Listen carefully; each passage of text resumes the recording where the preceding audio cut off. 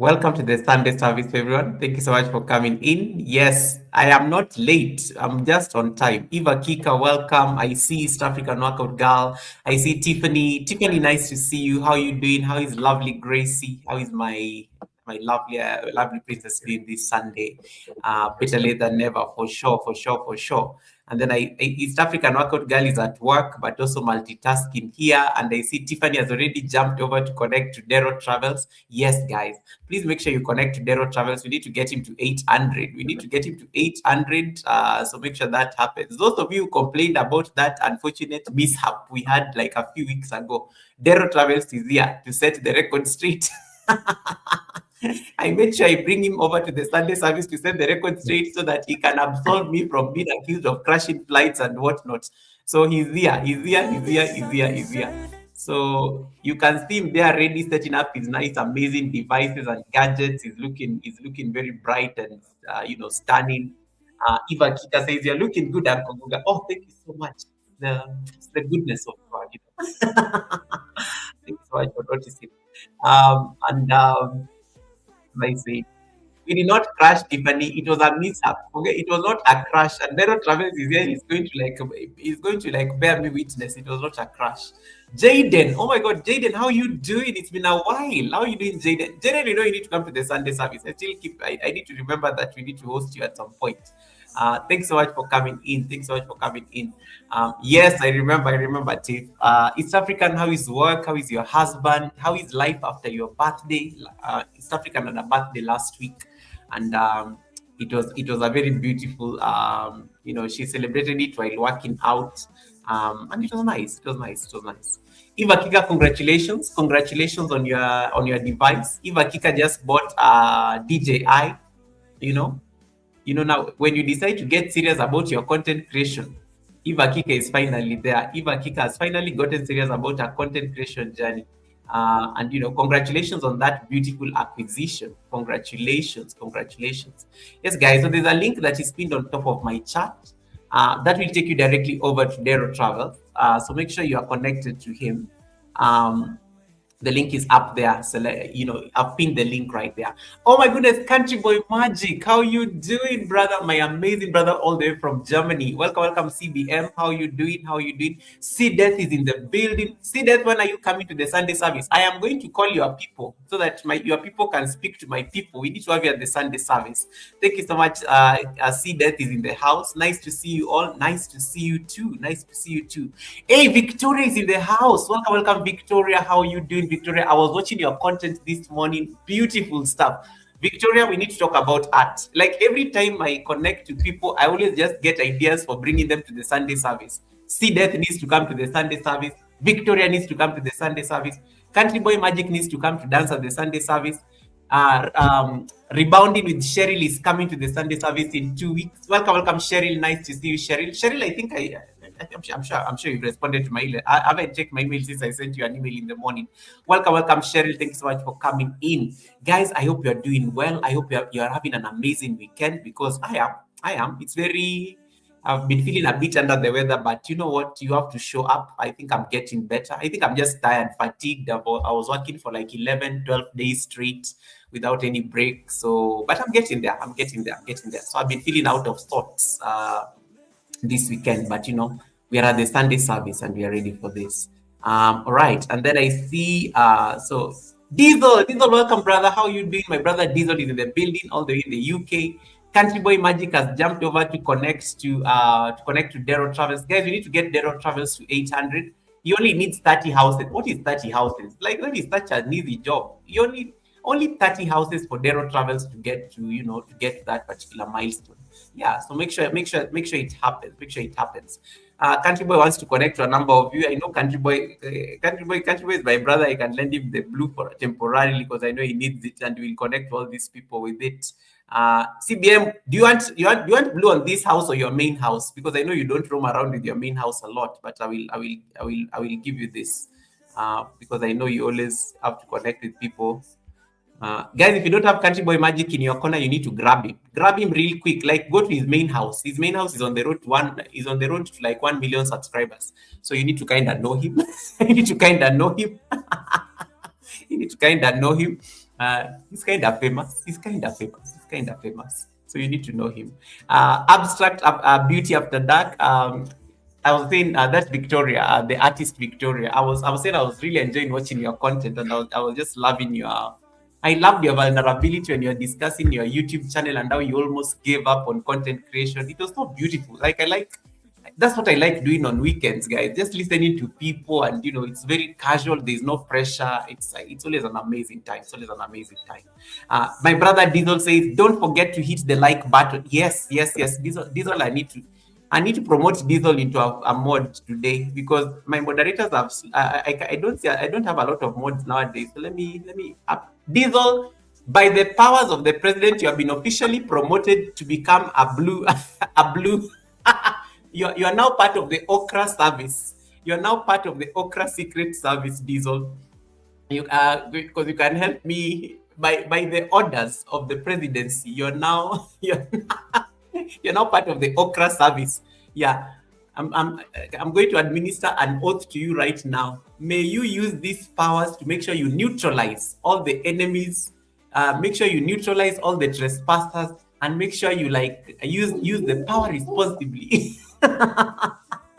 Guys, there's a link I've put up there on top of the chat. It will take you over to Dero Travels. That is his channel, and you can see it. It's projected on the screen. If you have extra houses that you're not using, please make sure you connect to him. Okay. Oh, okay. Country boy. Let me say something.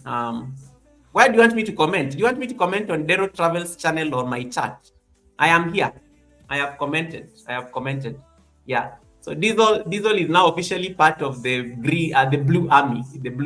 So yeah, in case you misbehave, it's going to make sure that you can neutralize.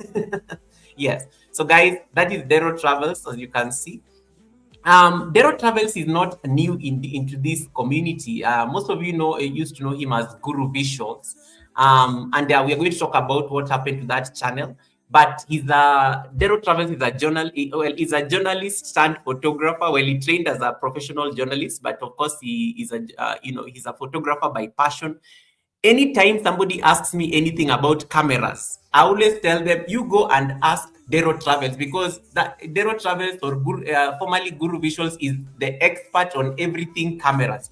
I have no idea. Guys, even me, I've been having a camera for like the last nearly 2 years. Even I don't even still understand my camera. So he's the one who normally tells me, Goga, you need to sit like a bit far from the camera. You need to get like this. He's the one who's always teaching me how to like manage my camera manner. And I think today I've done well. Dero, I look good today. I'm not like too close on people's face, right? I hope so. Dero, can you hear me? Sure. Yeah. You look good. Yes. He's the one who told he's the one who told me how to like sit, where to sit on the camera, the angles. I need to today even my camera is tracking my movement, so I have to make sure that it has put these things. There, I don't know what you call these things. I'm seeing these things on my camera, like they're like brackets. So my face is literally between the brackets, and that is the perfect position so that my head, if I move my head slightly out of the bracket, I'm not aligned. So, at the center of the screen. Yes, it's like when you look at the camera. I wish I could show you. When I'm looking at the camera here, I'm inside like some brackets like this. So, and then it's tracking my face. Like when I move like this, it can tell my face has gone left. So it's telling me stay there. So it has even put like a cross. So I'm making sure my nose is like at the middle of the cross on the camera, so that I'm at the center. These are guys. These are the good problems you have when you are speaking to a photographer, because you get to understand. You get to understand the logic. You get to understand what what goes on with the cameras and stuff. Creativity says, I only met him as Dero, but he's very smart. Yes, he's very brilliant when it comes to. He's the camera whisperer. So anytime I have to deal with cameras and whatnot, this is the person that you connect to. So Eva Kika, who has just bought a DJI and she's busy showing off her new device. I don't even think she has shot a video on it yet. Eva Kika, grab him immediately. Because you're not going to be asking me DJI questions I don't know. I don't know how to operate a DJI. I've never had one. So please make sure you connect. This is the camera whisperer. He knows everything about all those devices. DJ Eyes, I don't know, all those things, all those things, all those things. Hey, Bao Yang, welcome, welcome, Bao Yang. Komusta, Komusta, thank you so much for coming in. I think you met me courtesy of Country Boy Magic. Thank you so much, Bao Yang. I really appreciate that. I really appreciate you connecting to my channel, Bao Yang. Where are you watching me from? Where are you watching me from, Kapatid? Let me know, let me know, let me know, let me know, let me know. Any friend of Country Boy Magic is a friend of mine, so I really appreciate that. And Steedeth is saying, welcome everyone to the stream. Thank you so much, Steedeth. I really appreciate you, that brother. I hope you're doing well. Steedeth, can you just type the word count on the chat? I want to see how far you are to 1,000 subscribers. Steedeth, just type the word count on the chat so that my Nightbot can tell me how far you are. We want to see that. Baoyang says, I'm from Country Boy Magic. Thank you so much for that, Baoyang. I really appreciate you connecting to me. I really appreciate that. Country Boy Magic is like amazing. Country Boy Magic is amazing. He's known me since before I even got monetized. He's known me that long, from back in the day when we used to like roam around Whitey streets, watching people's premieres, watching people's videos. Oh man, we suffered. But yeah, of course, he became more. He's more famous nowadays. But you know, he's still my friend. I'm glad that he still remembers me, even though he became famous. And for me, I like him because it's easy to keep track of his videos because he does not post videos daily. I post once in a while. Yeah, guys, without further ado, allow me to introduce our guest so that we can get started on the day. There's a lot to cover, but this conversation is about devices. This conversation is about turning everyday experiences into cinematic experiences, because all of us can shoot a video, all of us have phones, all of us have cameras, but it takes an artist to make it a cinematic experience, and that is what Daryl Travels is going to talk to us about in this conversation. And you can see there he has a lot of devices there. He has a lot of things going on there. Like I don't know what those are, but I'm already jealous, and I'm already feeling like I may have to buy one of those things that I'm seeing on his desk. Because the last time I ever did a live stream with Daryl Travels, I never had a camera. I was using my laptop camera. Oh my God, it is so blurry. It is so grainy. It is horrible. I was like, and then he was having his fancy camera. Let me tell you guys, the day I bought my camera, I think a few months after Daryl came to the Sunday service. It was such an upgrade. Let me tell you, nowadays you tell me to do a video on my laptop, I can never do it. My conscience cannot allow me. It is not showing off. It's just that, guys, once you start using a professional camera, you can never go back. A phone is for taking phone calls. I'm just saying. Goga, you know. I'm just saying. When you go pro, you don't want to go back. You can't go back anytime. Like it bothers me. Like when I don't charge my camera. Oh my goodness, it bothers you badly, guys. I'm going to pull that video that we did with Guru Visuals in 2024. You are going to see how he looked so good, and now I look very bad. Once I went pro, guys. Once I went pro, even you people say that I'm glowing. You think that my water routine is, guys, it's not the water routine. It is the camera. The camera just changes everything. How you look. It makes you not even have pimples and things like that. Natural filters, baby. You get a full makeup. You don't even need makeup when you have a proper camera. It just comes naturally. The phone is now for picking phone calls and doing what it was meant to do, not shooting videos and looking at. Yeah. Sure. Victoria says some phones have professional camera settings. Indeed. I can tell iPhone people. I can tell iPhone people on the chat. Guys, please connect to Daryl Travels. Jump over to his live stream. I think I only see a number of you there. There's a link that I've pinned there. We are on a mission to get him to 800. Use the pinned link on top of my chat to make sure that you're supporting him. I see Lucy. Lucy is in the building. Welcome, Lucy. Lucy, I have missed you. Lucy, you disappeared, but I know Lucy always has to take a break. Lucy always has to take a break occasionally on these white streets, and then when she comes back, she comes back full blast. Welcome, Lucy. Nice to see you. Eva Kika says, I tell you, Goga, right now I only do live streams on my camera only. Yeah, that is the pride. The pride is kicking in. After buying a DJI, the pride is kicking in, Eva Kika. You will never be saying iPhone anymore. You will never be saying your iPhone anymore. Bao Yang, thank you so much, Bao Yang. I really My phone are for making calls. Bao Yang is saying maybe people are too ugly, so they will forbid filming in the future. Bao Yang, no. Bao Yang, no, they cannot forbid filming because some of us, our face is our business. We have to be seen. We have to be seen so that we can make money. If they forbid filming, we are going to be run out of business because some of us don't have those radio voices. But when we show up on the screen, people are just throwing money at us. So sometimes you have to use what you have. It's a business. It's a business. It's a business. Anyway, thank you so much for the joke. But yes, once I got a camera, guys, even I get shocked. That's why you guys are always making fun of me when I do pop-up lives with my phone. Or now I don't even know where settings are because I rarely use my phone for those things.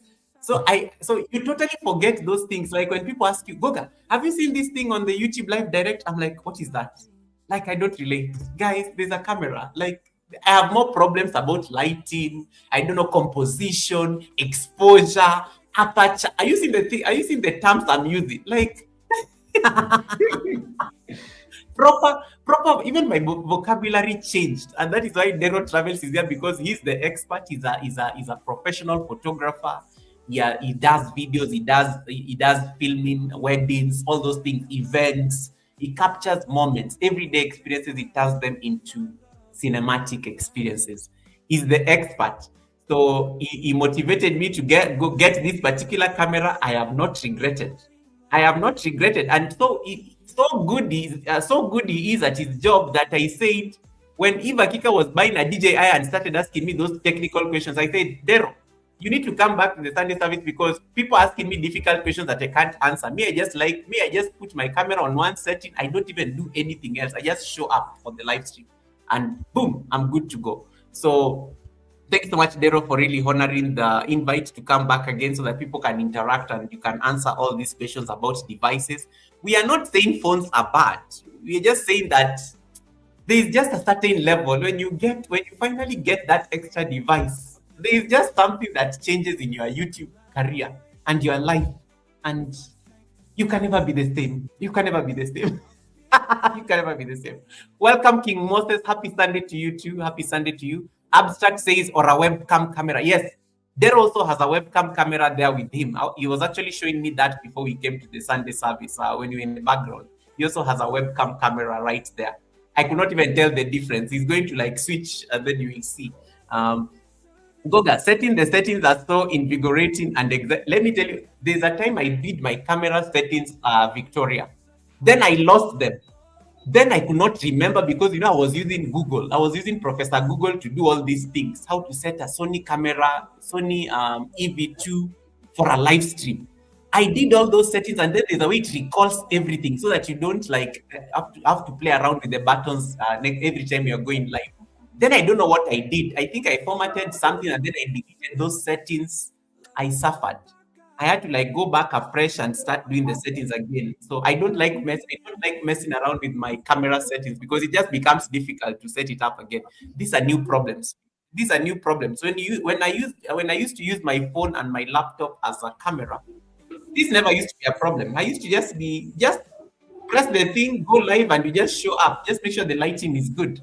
And Derek is also going to speak to us about lighting because I know some of you also struggle with lighting and you've been asking me questions about lighting. So we are going to talk about lighting. We are going to talk about those of you who have complicated phones. iPhone people, I know iPhone people are going to start bragging here that their phones are camera grade. Yeah, so iPhone people, don't worry, we got you. The Android crowd, we also got you because I know there are Android people here who say their cameras are superior to iPhones. So there's going to be a whole war here. But let me tell you, as camera people, we don't have those arguments. I have a camera, you have a phone. Yeah, I don't argue anymore. Anyway, without further ado, allow me to introduce our guest. If you have not yet connected to Dero Travels, the link is pinned on top of my chat. I'm just going to read a quick biography just to introduce him so that you can, we can start the chat. So the live stream is also happening on his channel. So just jump there. Just jump there and give him some love, give him some hearts. You can even watch the live stream there until the end. Stay there and watch the live stream from there. I'm more concerned about his channel growing than than me having the numbers here. Me, I can do it. I can do without. So just jump there and give him all this love you guys love giving me, all this love and how you like seeing me, how you like choosing me. I want you guys to give him that love so that he can, because it's going to be a resource and he's going to teach us something very important. So please, please, please make sure you connect to him on the link that is pinned on top of the chat. So I will pause the music briefly so that I can read a quick introduction to introduce him, because I know some of you are meeting him for the first time. I know some of you have already seen him before when he came here in 2024. But this is the second time he's returned to the Sunday service. So I will pause the music briefly so that I can introduce our guest. I will read something that I did earlier on today. Dero Travels is a culture-driven creative platform built on the belief that travel is meant to be experienced, not just observed. Blending adventurous vlogs, cultural exploration, and behind-the-scenes insights, the Dero Travel brand invites audiences into immersive journeys that capture both place and perspective. With a strong emphasis on photography and videography, Dero Travels does not just document moments. The channel teaches creators how to see, frame, and tell compelling visual stories. At the center of this work is, of course, Guru Visuals himself, Dero, Dero Travels himself. Of course, that is the brand name. He's a Kenyan-based journalist, photographer, and filmmaker whose life and career are deeply rooted in visual storytelling. Someone type storytelling on the chat. Yes. Driven by an urgent need to travel and observe, he lives by the philosophy that his camera is his passport, a tool that grants access to stories, cultures, and human experiences across borders. With years of professional experience, this has been, I think, this probably is 9th year or something, because he told me he started this way back in 2018. He approaches every project with a trained eye for detail, narrative, and authenticity. As a returning guest to the Sunday service, Dero Travels brings both continuity and depth, building on our past conversation to deliver even a more practical, hands-on guidance for aspiring YouTubers and content creators who are struggling to understand how to operate their camera and devices. His session is going to break down essential concepts such as the exposure, triangle, camera systems, composition, those things I was just bragging about earlier, while grounding everything in real-world application. Beyond the technical, he consistently reinforces a core principle. Equipment enhances content, but storytelling defines it. Through Dero Travels, audiences gain not only inspiration to explore the world, but also the tools and discipline needed to capture that world with intention, clarity, and creative confidence. Dero Travels, I may not have done it justice, but welcome back to the Sunday service. To the people who are meeting you for the first time, because the community has grown. Please introduce yourself to all these amazing people so that we can get started on today's show. Please unmute your mic. Then let's get started.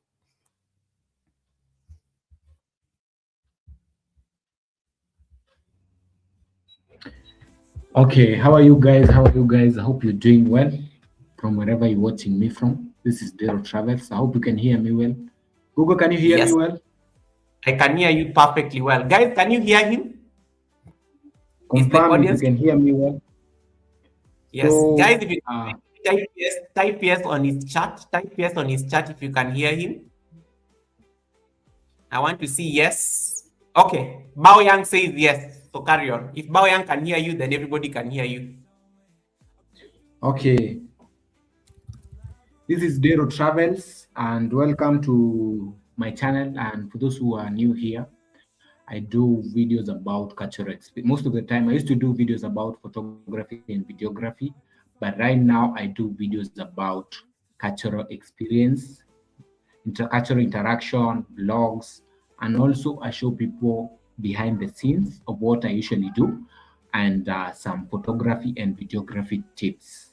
That's what I usually do, and that's what I also teach people. I used to teach people on my previous channel. I used to teach people about photography and videography. What happened? The channel went down, but I started off again, and here I am with Dero Travels. I decided to go the other way and try to travel. I thought traveling is my thing because most of the time, even if as a photographer, you traveling here and there. So I found it more enjoyable when you're traveling here and there and enjoying the views and other people's culture. That's a good thing with traveling. That's me. And thank you for coming here. I don't take it for granted. Thank you for subscribing to my channel. It's a privilege to have you here. And make sure you subscribe to the channel and just tune in, and we're going to learn a lot about many things. Thank you so much for that beautiful introduction. I like what you said, that you transitioned into cultural experiences, because I know initially the channel was very heavily on, when we met you as Guru Visuals back in the day, it was heavy on photography and videography experiences. Maybe just a curious question into what inspired you to like make that transition into, into the cultural experiences and travel. Or was it something that you always wanted to do even before the videography?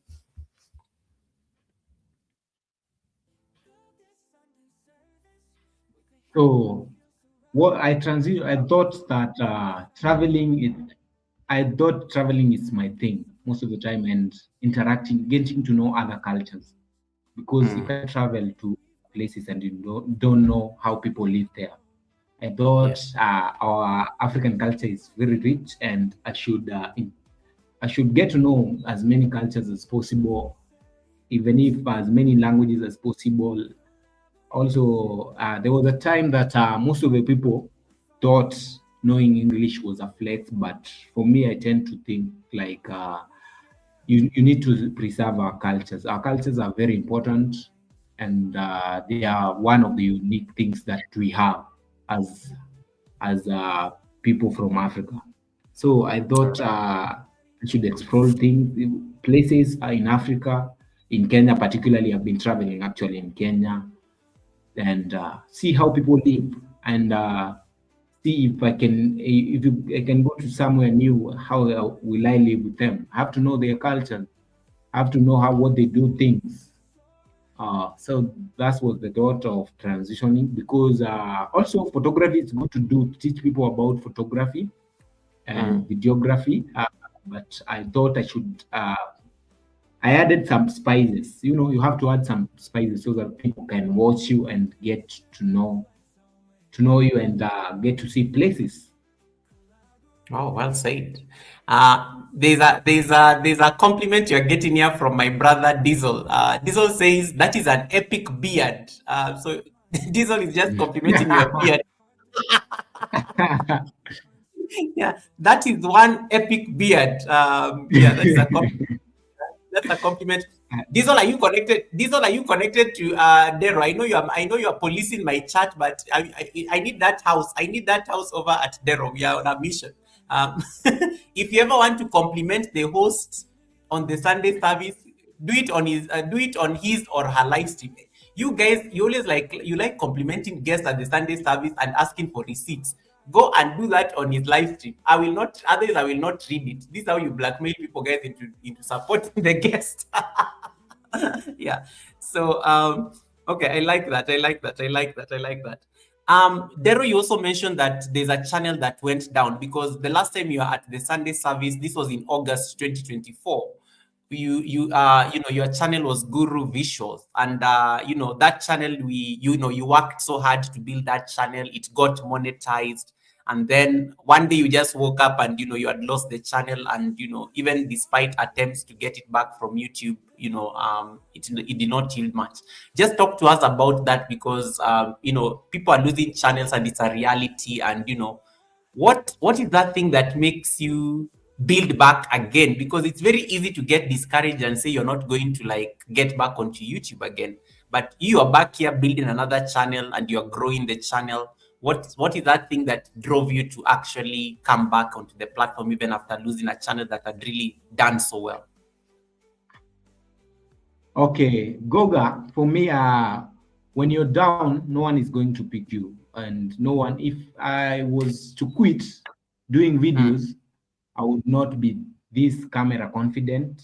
I thought I should improve with what I should, on daily basis, I should improve as myself every day. Talking to a camera, talking to people, getting confident. You know, even when you're going out in the street, there's some people that cannot do vlogs in the street because they fear what people will say, or what people will will try to look at them and say, oh, what is he doing? Is he out of his, is he crazy, or is she crazy? So for me, I thought I should, when I'm doing videos, I'm also learning things. I'm also learning new things, and I should, the reason why I didn't quit is every day, there's a Japanese says that every day is a learning day. And as a human, you're going to fall many times. You're going to fall, and no one is going to pick you. So you have to stand by yourself and to get back and go with, you know, most, if you want to get success, you have to fail as many times as possible. So that's what motivates me. I love that. I love guys. Can you just give him a clap for that? Like, the man spoke wisdom right there. I was just like, "Ooh." You know, as the kids will say, clock it. Yeah, I just love what he's saying. Like, in terms of, there is nobody who is going to pick me up. I have to do it myself. You know, and then I like what he said about improvements. You know, I had to build this camera confidence. I think I just love how he said it, and you know, it's so perfect how it came out very beautifully. You know, Dero, you remind me of you know, I like how you quoted that Chinese saying that, you know, one of my favorite sayings is normally like from one of the masters, and they said, for you to become perfect at something, you need to like put in, I think they said you have to like do it like 10,000 times. So every day you show up, you know, you're still on the road to 10,000, because you become a master at 10,000. And sometimes it's very difficult to quantify, because by the time you get to 1,000, you are becoming so consistent at it that even the 10,000 is no longer like something that is in your head, because you are learning in the process. And for me, I just love what you said about how camera confidence, you know, there's a total difference, and you appreciate that, and there is no you're going to like stay down. And I think that was a very beautiful thing. David Ant saying that shirt looks like a plant. David Ant, can you connect to Dero Travels before you start asking me about okra? David, can you connect to Dero? Go and type those things on his chat. Don't type it on my chat, or I will not read it. David Ant is saying that shirt looks like a plant. You know where this is going, Dero, right? You know why he's asking. You know where this is going with David. You already know this. Welcome, Ola Joe. Thank you so much, Ola Joe. Nice to see you, Ola Joe. Thank you so much, Ola Joe. Appreciate you. Thank you so much for that. I appreciate that thumbprint. I hope your husband is well, Ola Joe. Thank you so much for that thumbs up. Totally appreciated. Right. I think I like what that. You know, I like that statement. Victoria is saying, as if the camera is a monster that we have to tame or conquer. It takes practice aligning with what we are doing, showing up, showing up, showing up. Totally. I totally agree with that. And that takes us to our conversation today with Dero Travels.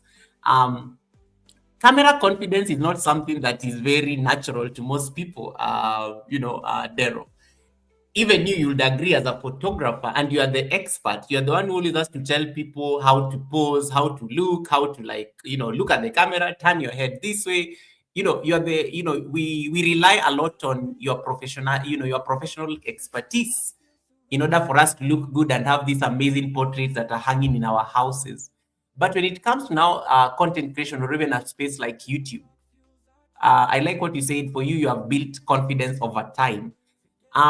What is different about camera confidence as a YouTuber, as opposed to somebody who's just posing for a photograph, or that person that is in a wedding and you take their shot and they are not even looking? What is the difference, from your experience as a photographer?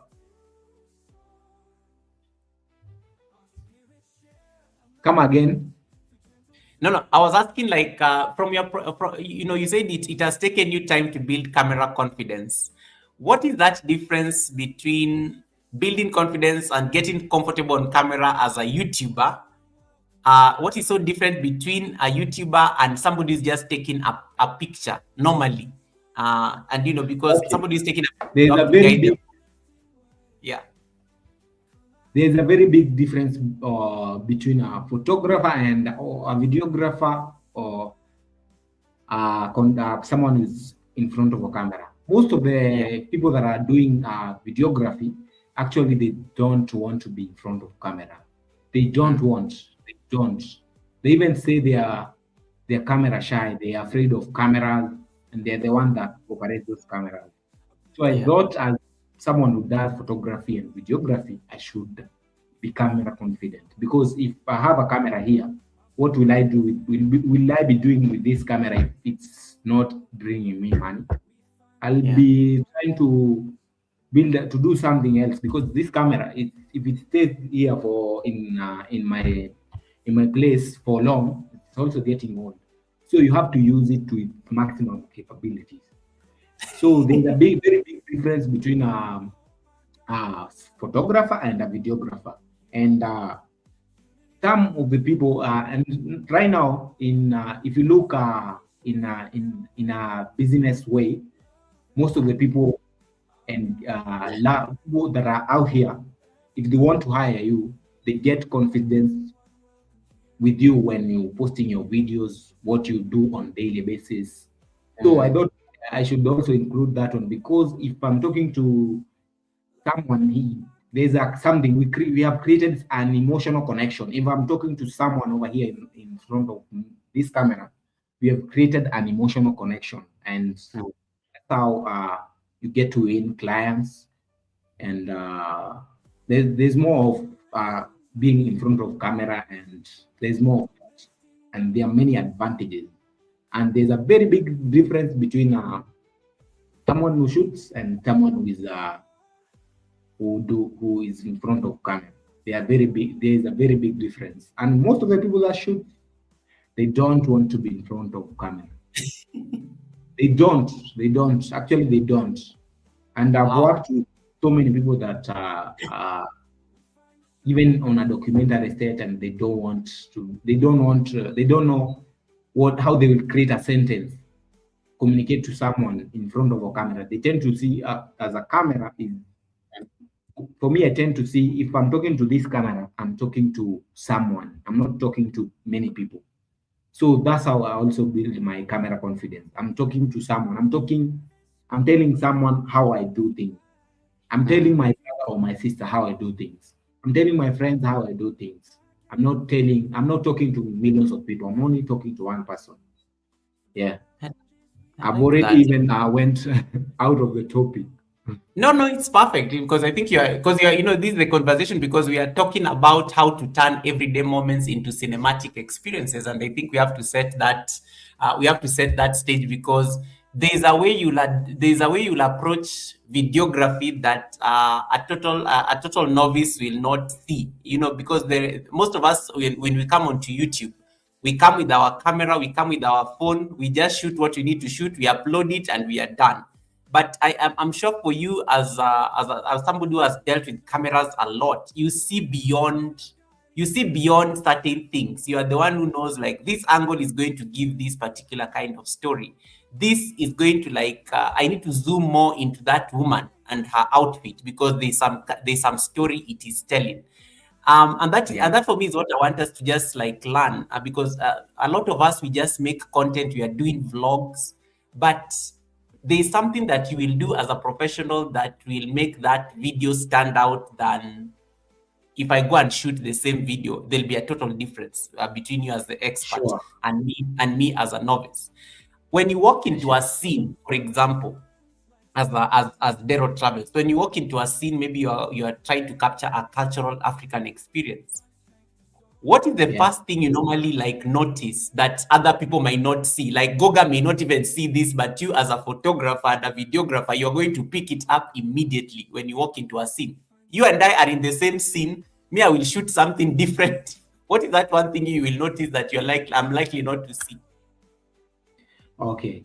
So there's people that are professional, many people that know many things than me. I'm not saying that I know a lot of things, but people that people that are doing that job because they do daily on a daily basis, and when you do it daily, you get perfect.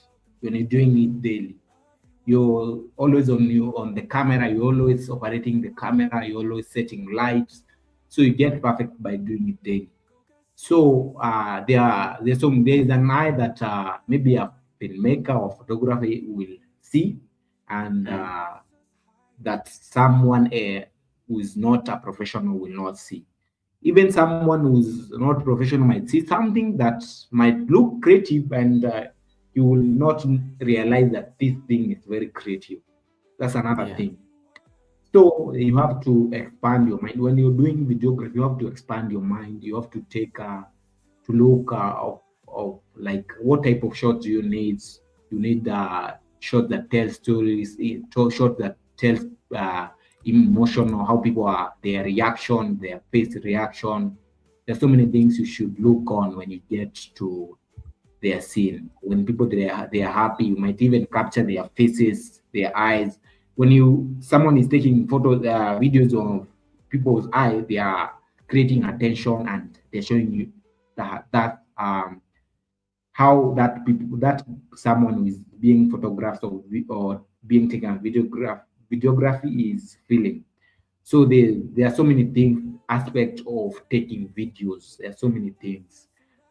Yeah, face impressions. So when someone captures my face, he might tell the crowd or tell the people who is watching the video, I was happy or I was sad. So there is that eye that most of filmmaker, of people that are doing the content creation in a serious way, that are professional, they see. Yeah, and they even put so many b-rolls that will make you understand the story. I may take a video, but I have not I've not put any b-roll. I've not shown you what was happening. So you have to show people what is happening. When you're talking about something, to show them what is happening. Yeah. Dero, I remember the last time when we sat with you at the Sunday service, and I remember you told me that when you told your parents you wanted to be a journalist, and they did not think it was a real job. I think it was a photographer. It was a photographer, and Yeah, they did sure. not think it was. Yeah, and then they told me, okay, let's take you to journalism school, and Sure. even when you came out of journalism school, you are still, your heart was still in photography and cameras and videos. Do you in any way think that your journalistic background shapes the way you observe and capture daily life? Like even as you go about your travels, does the journalist instinct always kick in? Yeah, sure. Yeah. Tell us more about that. Oh, in journalism, there's something that is called, if I'm not wrong, 5 Ws and H. 5 Ws and H. What happened? What? Why? So you have to tell people what happened,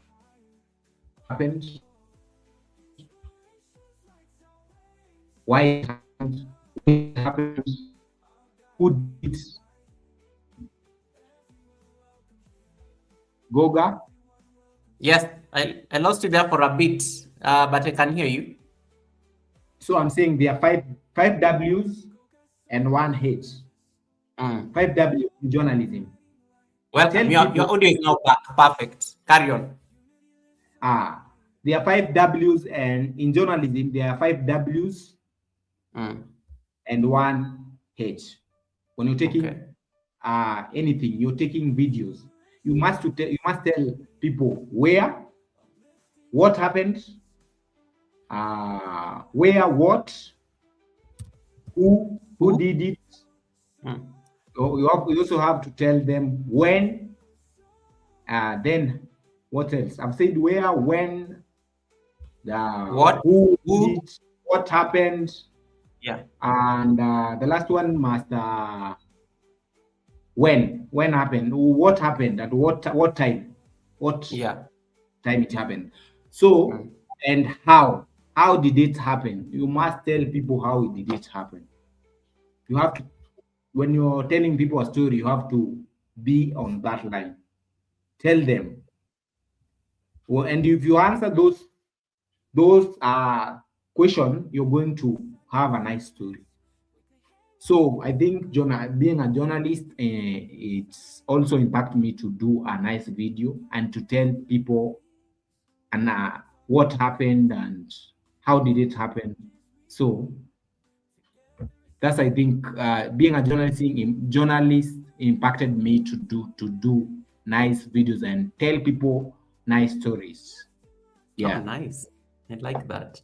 And I think everybody is excited, and I think I like that. I like that aspect of the 5 Ws, and how even when it comes to how you approach your content creation, because it actually makes you see an intention when you're going out to shoot a video. Like if I start asking myself those questions, what happened in this video? When did it happen? Was it over the holidays? Why did it happen? There was snow on the road. You know, when I start, when I start asking myself those things, I can already even see the angles and how did it happen. We used to, I think, in policy work, we call it the husband with 5 wives. It just makes sense, like to ask those particular questions. So I can even see now the angles even when you're making a video, which takes me to the next thing, because you're also very you have also been very you've also emphasized a lot that storytelling is very important for creators. um and for you, like when it comes to storytelling, how do you extract like a story or a narrative from something as simple as eating okra, for example, at a restaurant? I'm sorry, I have to use that as an example. That's the first thing that came to my head. Or walking in the street, for example. Or it can be even like a glass of water can become like a narrative. So Yeah. how do you normally extract your stories from your content creation and your Dero Travels itself experiences? So most of the time, when I'm looking for a story, like I might look for a story that is trending, something that is Mm. trending, something that is trending, people are talking about. Also, I might look I might talk about things that, like I was doing a video about our languages, our Swahili languages that we usually use, Yeah. and come to learn that Swahili is not our language. Mm. It is a mixture of several languages. Some words were borrowed from Arabic, others were borrowed from Portuguese, and others were borrowed from our Kenyan languages that are here. Mm. So you have to look for a unique story that people would really love to know. People would really love to know. Research on stories, and that's what I think. How I manage to get stories and tell people about things. Also, I also look for something that is might be controversial, talking Mm. about, and give people my thoughts. You have to talk about your thoughts of Did you did you say something. controversial, or what did I hear? Did you just say controversial? Topics. Yeah, have have topic that you look for topic. By the controversy that sells more, it might sell and it might not sell, and have your own. Don't listen to what people are saying. Just give people your story. Tell people your story of what you think about it, because I might be having a different perspective of things. Mm. Uh, Being controversial is good sometimes, but sometimes it's not good. Even getting stories, don't worry about if you're wrong or right. There's nobody who is wrong or right. Then there's Nobody with even if I'm talking about something, it might be wrong, but I'm just giving people my thoughts. It might be wrong somewhere, I might be right somewhere. So don't limit yourself with stories, and tell people your mind, what you think about anything. Tell them. You might even start like recording videos, but instead of, if you want to also to get camera confidence, you might start even recording vlogs and you're not posting them, so that you can even build the confidence, so that you can even post the videos. Sometimes you can do a video and tend to say, this video is so, I'm not told the people that story very well. Said something that is not, people are going to judge me. They are even probably going to say something that it's going to hurt me. So if you're going to post anything on social media, don't worry about what people are going to say, because people are going to talk. And most of the people are not going to watch you actually. So post, don't let even views motivate you. Might be a person who is motivated by views. Sometimes we are motivated by views, but have an inner motivation that keeps you going every day. Inner motivation every day that keep you pushing every day. Back to you, Goga. Yeah, Krishna, thank you so much for the super chat. May your pot brim in abundance. Thank you so much, Sangita G. Krishna, thank you so much for that blessing on the chat. I don't take it for granted. Thank you so much. May your pot brim in abundance, Krishna. Thank you so much for that blessing. And guys, if you have any question you want to ask Dero, please shoot, because we are now getting into the camera conversations. I know some of you are just like, Goga, Goga, can you get into the content? Some of us are ready with our devices here. Can you? Yeah. We want to be taught those things about our cameras and our devices, and that's what I want us to discuss. Because I know David Ant walked in and was already like saying that, hey, is that a gimbal right there on? Because clearly David has a lot of gear. Yeah, no, David, that's the first thing. That's the first thing he saw. In addition to your shirt being like looking like this, like okra. The only other thing that fascinated him was the gimbal, and he was just like, I'd not even noticed. But the things David Ant notices. But there we are. Hey, Kappas, welcome, brother Kappas. Nice to see you, Kapusei. Welcome, Kappas. How you doing, brother? Thank you so much for coming in, and I really appreciate you stopping by. I see Wamui Rainbag in the building as well. Title Pro, I saw you there, Sister Kevnish. Nice to see you as well. Thanks so much for coming in. Live with Andrea, I see you there in the bushes supporting Dero Travels. I've seen your comment. Thanks so much, guys, for really coming through. Once again, guys, I see Work Play Live in the building. Thanks so much, Work Play Live, for coming in. Once again, guys, if you're not connected to Dero Travels, there's a link that is pinned on top of my chat. Please click on that link so that you can support our brother Dero Travels. It's on the road to 800 and counting. So make sure that you're part of that beautiful community. Just make sure that you benefit. He does live streams every day it's normally very late at night, so I don't want to mix up time zones, but you can always catch him on the live stream every day when he's busy, sharing his experiences. And he's always very generous with his knowledge. Like when you ask him anything, anytime you ask this man about cameras, he just gets fascinated. It's like me. It's like you asking me about yoga. That's the same thing. Like when you ask him about cameras, he lights up and he just goes on and on and on and on and on and on and on. So that's like one of his it's his thing. It's his thing. So he's always very happy to talk about it. I see Blessed. Thanks so much for coming in. Blessed, nice to see you. Thanks so much for coming in.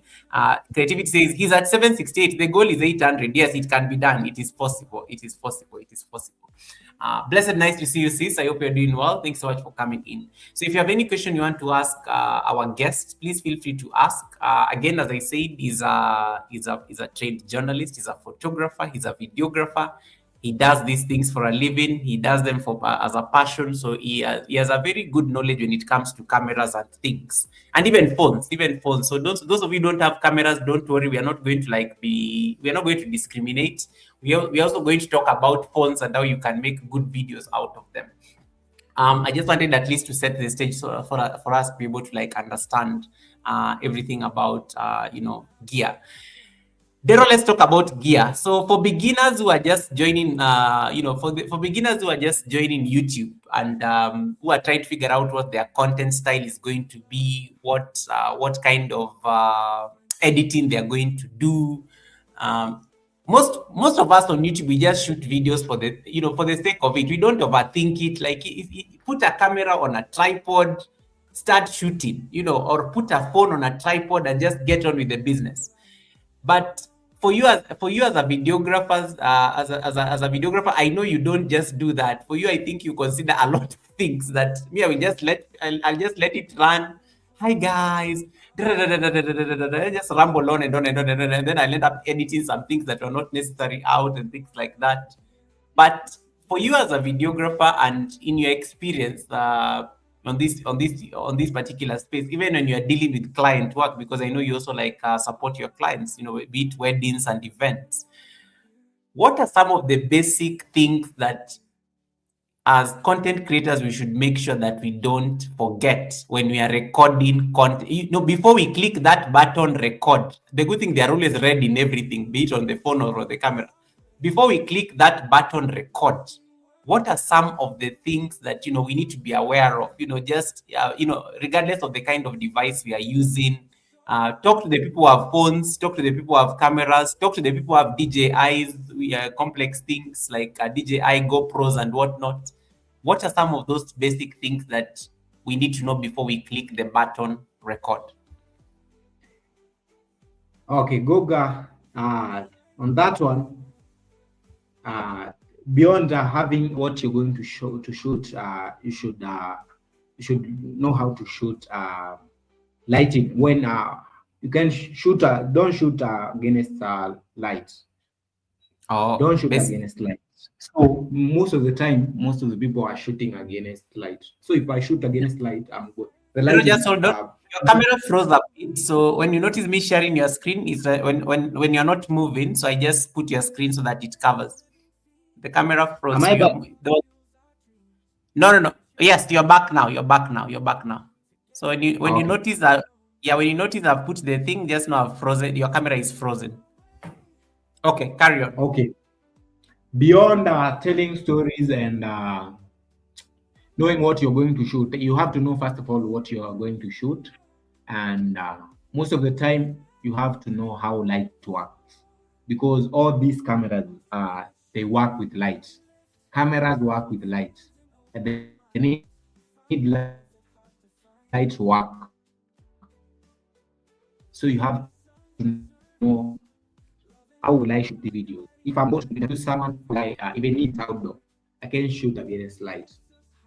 Yeah, I can shoot against light. I can shoot if the light is back. Always, the light should be in front of you. Always.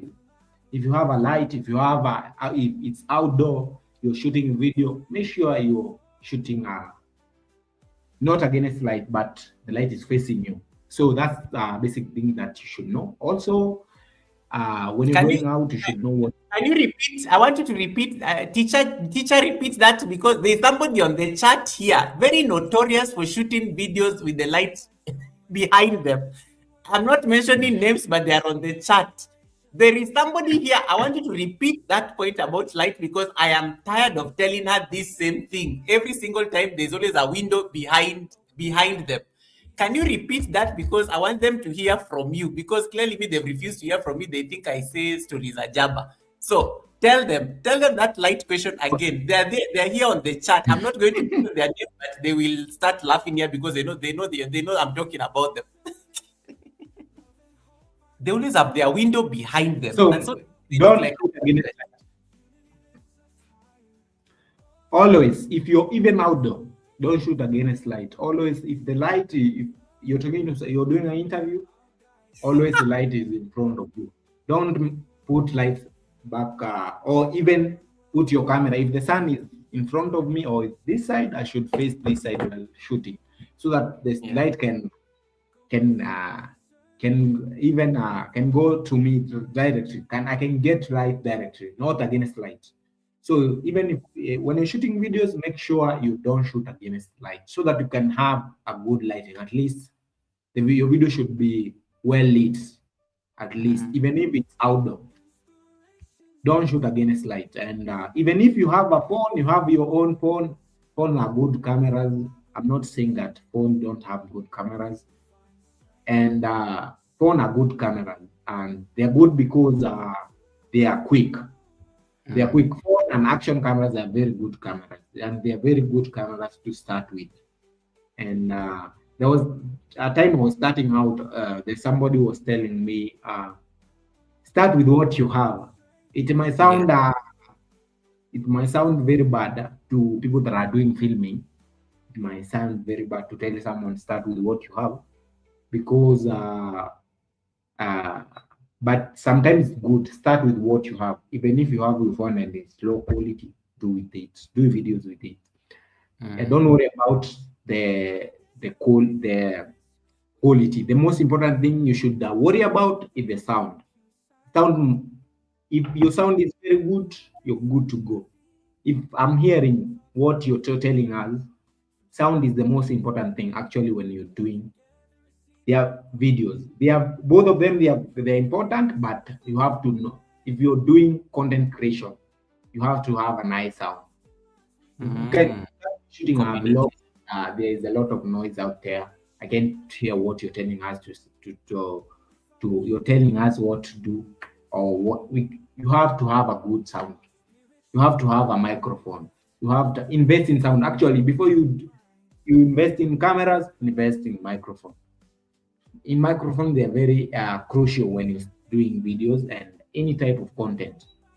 And maybe if you're doing vlogs, or some people might be doing silent lives, they are good. They put some beats and silent. They are called what? They are vlogs that don't have they don't have some voiceover. They are good, but you have to have a good. If you're talking to people, you have to have a good sound. Sound is the most important thing when you're doing content or when you're talking to people. Write that down, not that one. Sound is very important. There are so many things that you might need as a content creator. There are many. You might need pocket lights. You might need what else?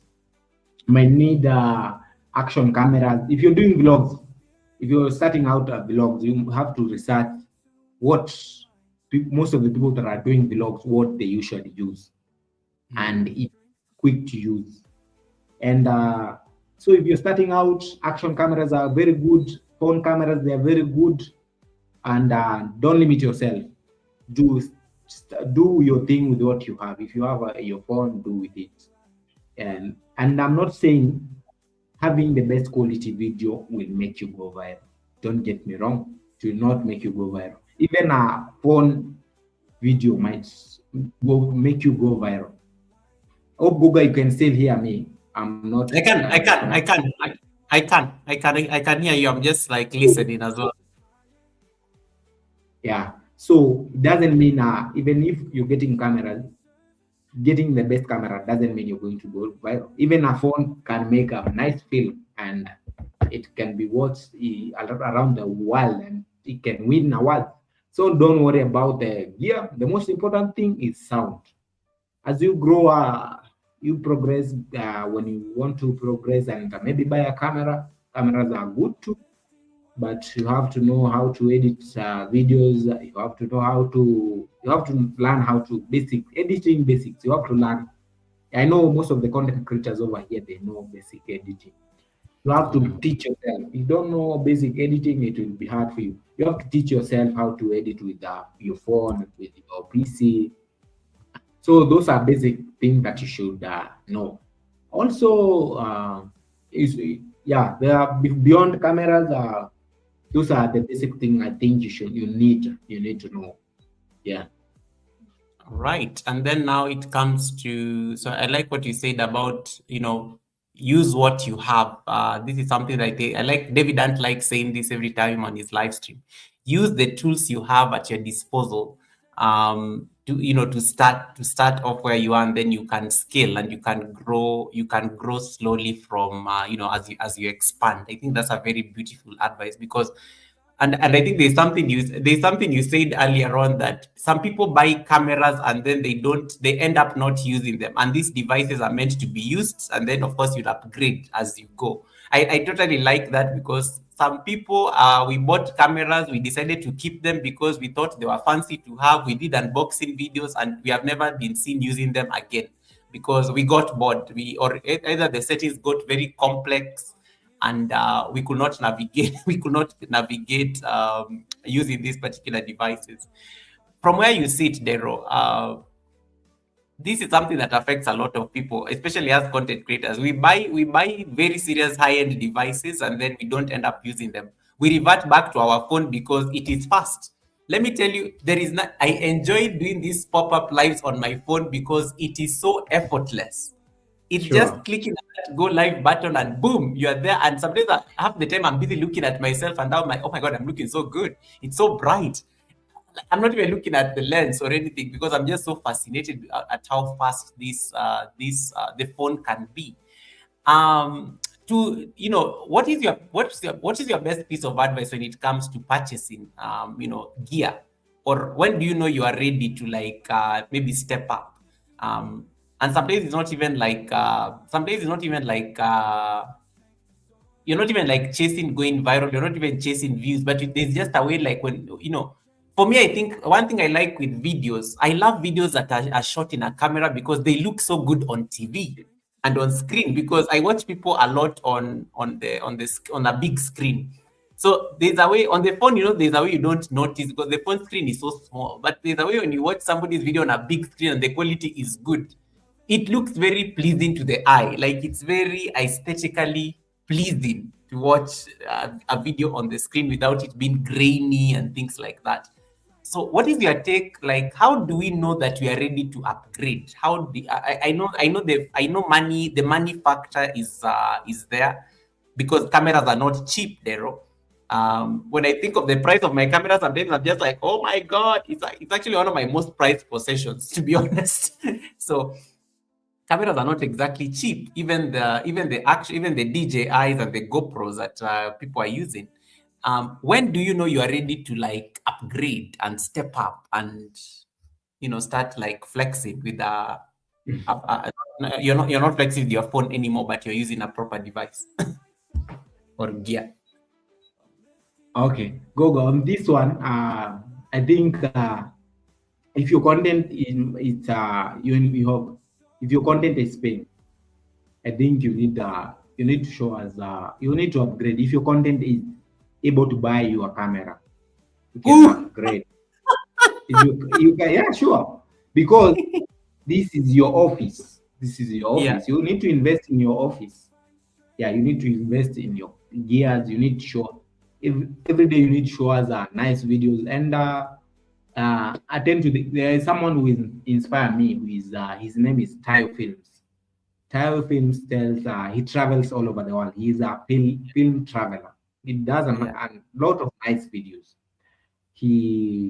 And I'm sure right now he didn't start to doing videos with camera. Right now he does nice videos, and I hope one day to find myself there.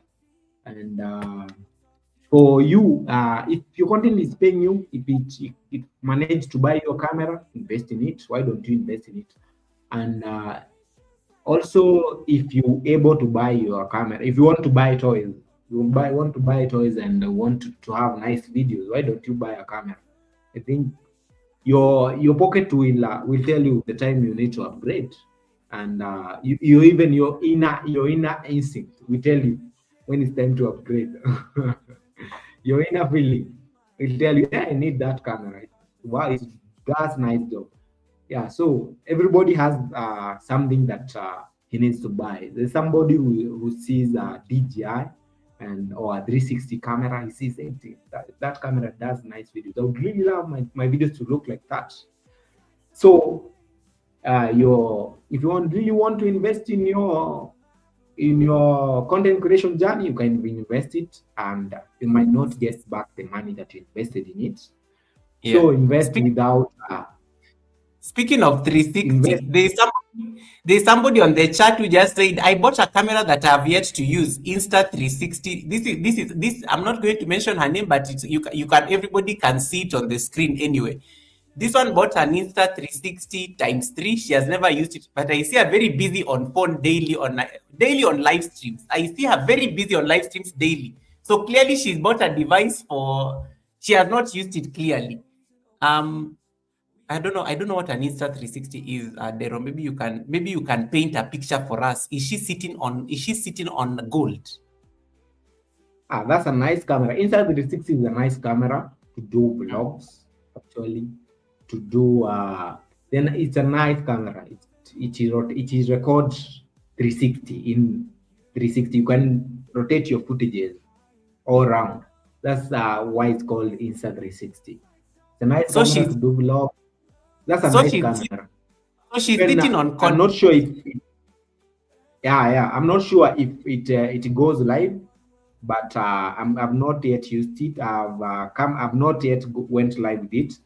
But Insta360 is a nice camera. It's a nice camera to do vlogs, to do it's a nice camera. You should even try to research. Don't say with that thing. Try to research. What am I holding with? I have a camera here. Try to research. Don't stay with it because try to research how will I get to use it. For me, I'm telling you what I do professionally. I don't do content. Actually, for me, content doesn't pay me, and it doesn't pay me even a penny. But I usually do videos using my gear. Yeah, and what I do professionally is totally different from I do videos. So I tend to believe I should explore this camera and get to know it better. And when I'm out, I can even do more nice videos. When I might buy, I can buy a camera and try and put it in my house. When someone calls me and tells me, I need to shoot, can you shoot for me a podcast? And I've never did it in my house. How will I do it? So you have to explore the gears that you have. Explore them. Get to know them. Get to know its settings. Manual settings, auto settings, everything. Get to know everything. Yeah. Be someone who want to learn more things daily. Don't stay with it. Staying with the gear. If you're not using it, that's very bad actually. I feel sad for that person and he needs to use it. You can't invest to use it. If he's not going to use it, you can even try to give to someone else. If that thing doesn't help you, give it to someone else. She's saying I should stop exposing her like we have guessed. Why am I? She's the one. I mean, the moment you came and typed it on the chat, it became public knowledge. So stop silencing me, Auntie. The same energy you normally use for receipts on this white street, you could have spent it to do research on how to use that camera. You heard what Dero said. That energy you use for receipts, there is a way you could have just spent it to figure out whether that camera can go live. Yeah, sure. Okay, there's a question here. You have to learn to explore that camera so that and get to know how it performs well. It performs in outdoor or indoor. Try to use it. Don't worry. Try to use it in the darkness. Does it work well in the darkness? Try to use it. Explore and learn from your experience, your own experience. And you're going to get better when you're learning from your own experience. You're going to get better, and you're going to learn a lot of things about doing videos. How should there are people that are shooting films, by the way, using that Insta360, and I can tell you, Insta360 is a nice camera. They are shooting short films on Instagram. They're everywhere. Insta360 is a nice camera. So explore it. Try to use it. I challenge you to start using it from today. Even if it's tomorrow early in the morning, or you're awake right now, if you're in other continent, you can try in other, not continent, but other places, you can try that. You can try to use it. I challenge you to use it and use it to its maximum capability. Fill your cards, do content, do fill your card, fill your memory card. I challenge you there's to a use question. it and to be somewhere. You're going to learn a lot of things.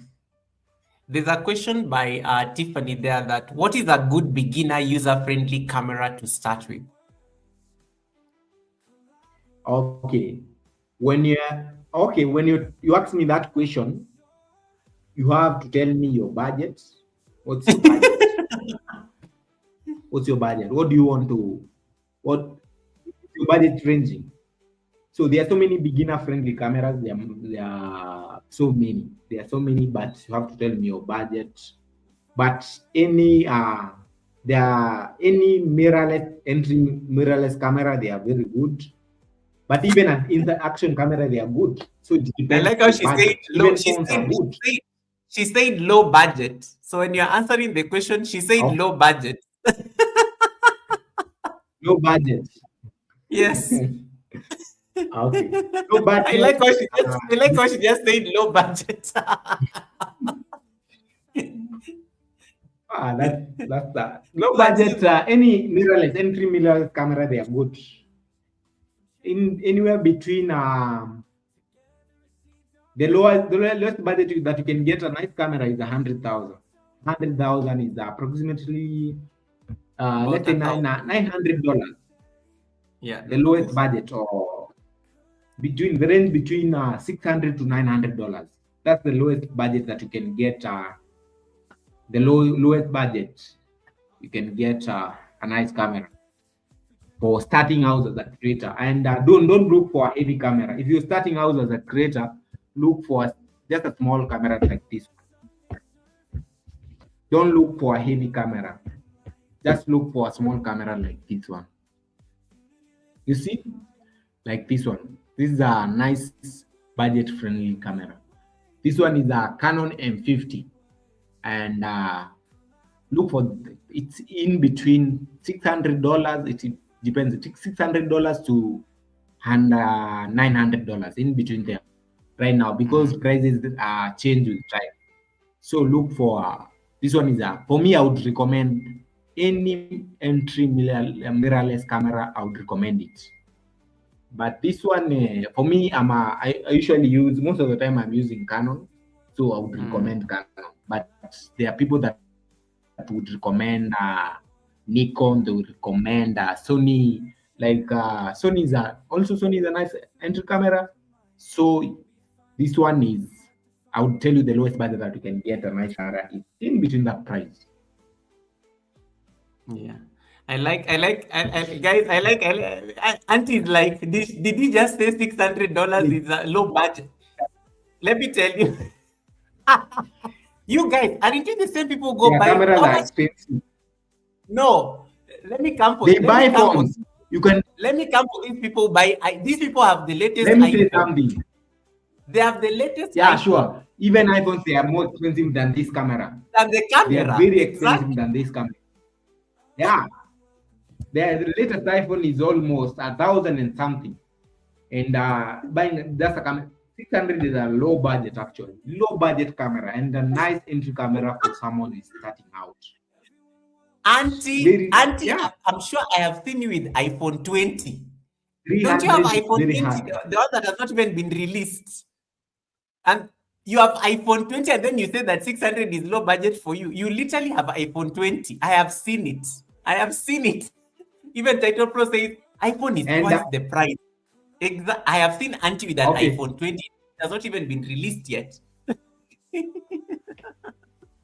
Okay, and the video that you're getting me from, this one is from the similar camera that I have here.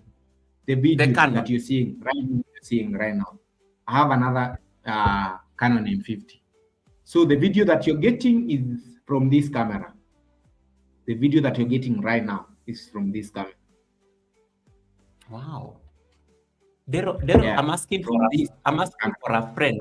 Let me ask for a friend. How many cameras do you have? Like, I know you are professional, but how many cameras do you really have? Honestly, do you even need all cameras? I own for professional cameras that I usually use. There are two cameras. Yes. I only have two cameras, and this one is the third one, and my phone. I don't consider this one as a camera. Only I'm not. Yeah, I have two. I like how he said my phone. The phone was like a Yeah, distant third, and I think he just said it so that he can be politically correct, and the phone people don't feel bad. two for videos. There are two for videos and one for photographs. You have to differentiate that one. One for photographs. Tiffany says, but she's seen 4 cameras on your screen right now. But I know these are not cameras. What is going on here? Maybe you can give you a chance to tell us what is going on that desk. And what is this big thing that is Yeah, on there your are right? three cameras. Yeah, this one is a gimbal. This These one are is like a they use. gimbal. This one Oh, stabilized footages. When you want to shoot footages, stable mm, footages, even if you're running, this one is stabilized footages. You'll find out in this GoPro, it has inner stabilization. In this mm. GoPro, it has an inner stabilization, and they took a lot of time to invest in that stabilization. So in cameras they have stabilization, but if you want to get perfect stabilization, you get from this gimbal. Perfect. Even if you're running, you're chasing someone, you're shooting POVs, point of views, you're shooting yourself. There are some people that used to do vlogs with gimbal, but gimbals are heavy. Yes, this one is It looks contributing. it looks heavy. I can tell this one is in between 500 to 1 kg. This one to 1 kg. So Wow. they are heavy. This one is for stabilizing footages. If you want to shoot stable footages, and they are new gimbals, by the way, and they range in that price. They are new gimbals that even have tracking. They have you put a tracking. They track you, and technology is changing nowadays. This one is not yet the newest gimbal. This one is an older one. So they are Oh, new wow. gimbals that they are more technologically, they are very good. They work perfectly. They have AI features. They track your faces. You can put a camera there and move, just move. They track you. Yeah, they even there are so many. They have a lot of features. Cameras are now getting easy to use, and even these mirrorless cameras, they are even easy to use. I can tell anyone can use it in a good. If you get it, you can get to know. If you're going, if probably in the next 3 months or one or between 3 months to 6 months, you know you're going to get to know how to use it well. So Mm. cameras are getting easy to use, and technology is changing every day. You have to learn about every day. You have to learn new things about technology. So that's how this one is a gimbal. I can see Maria is saying guru. Um, Maria has just distracted my. Yes. Yeah. Maria, welcome. And Okay. I like the conversation on the chat. And Workplay Live is watching us from Canada. Workplay Live, even me, Oh, Workplay Live, I don't believe your concerts are shot from a phone. That footage is normally so good. That footage is so crisp. sure. I can't believe that it's shot from a phone. And maybe Daryl can talk to us about this. Like, even phones are changing. What is it about, in your personal opinion, Yeah. why is it that cameras will always why is it that videographers and photographers will always prefer cameras over phones, like for example, regardless of even Okay. the price, because I know phones nowadays are Okay. Let's changing. end that conversation over here. Yeah. Simple. Uh, Phones are good. I'm not saying phones are not good, and don't get me wrong. I'm saying phones are good cameras, and they're getting good every day. They're Mm. getting good every day, and I won't say I. For me, it's if you're doing something professional, nobody is going to hire you while you're using your phone. He's going to see you. Probably is you a joker. Also, these cameras, why they are expensive. Let me explain why they are Even expensive. if you mean if I have a $1,000 phone, they will think I'm a joker. Yeah, sure. People are shooting with phones, but nobody is going to hire you. You see, I can use my phone. I see they have phones. Everybody has a nice phone over here. Probably even somebody who is selling mayai over there in your place is ongeani your mayai in your outside there. Probably is somebody who sells eggs over there in the market, who sells tomatoes. They have Okay. a good camera. Everybody has a I nice like I camera. like the honesty. I like Right the now. honesty here. Look at Maria's comment. I have a $1,200 phone. Yeah. And I you don't know, guys like, are complaining. Are yeah, complaining we for don't have the about with 600 guys, we are not the same. 900. Look at her problems. And we are busy Yeah, here talking sure. about cameras. We are busy talking about entry level, low budget cameras. This one has already Yeah. exceeded the budget of the lowest level camera with her phone. Yeah, sure. Like, Sure. So what I'm trying to say, why these cameras are expensive? You see, they are expensive. This a phone is a a phone was made to make calls, to send messages, and they went on and put a camera on your phone so that when you're outside, eh, Dero, that is shade. Dero, you have to withdraw that so, status. so Oh my goodness, that is funny. that's funny. Okay, so this phone it is used to do several things. Somebody thought they should put a camera on this phone because every day you need photographs, and probably everybody every day needs photographs.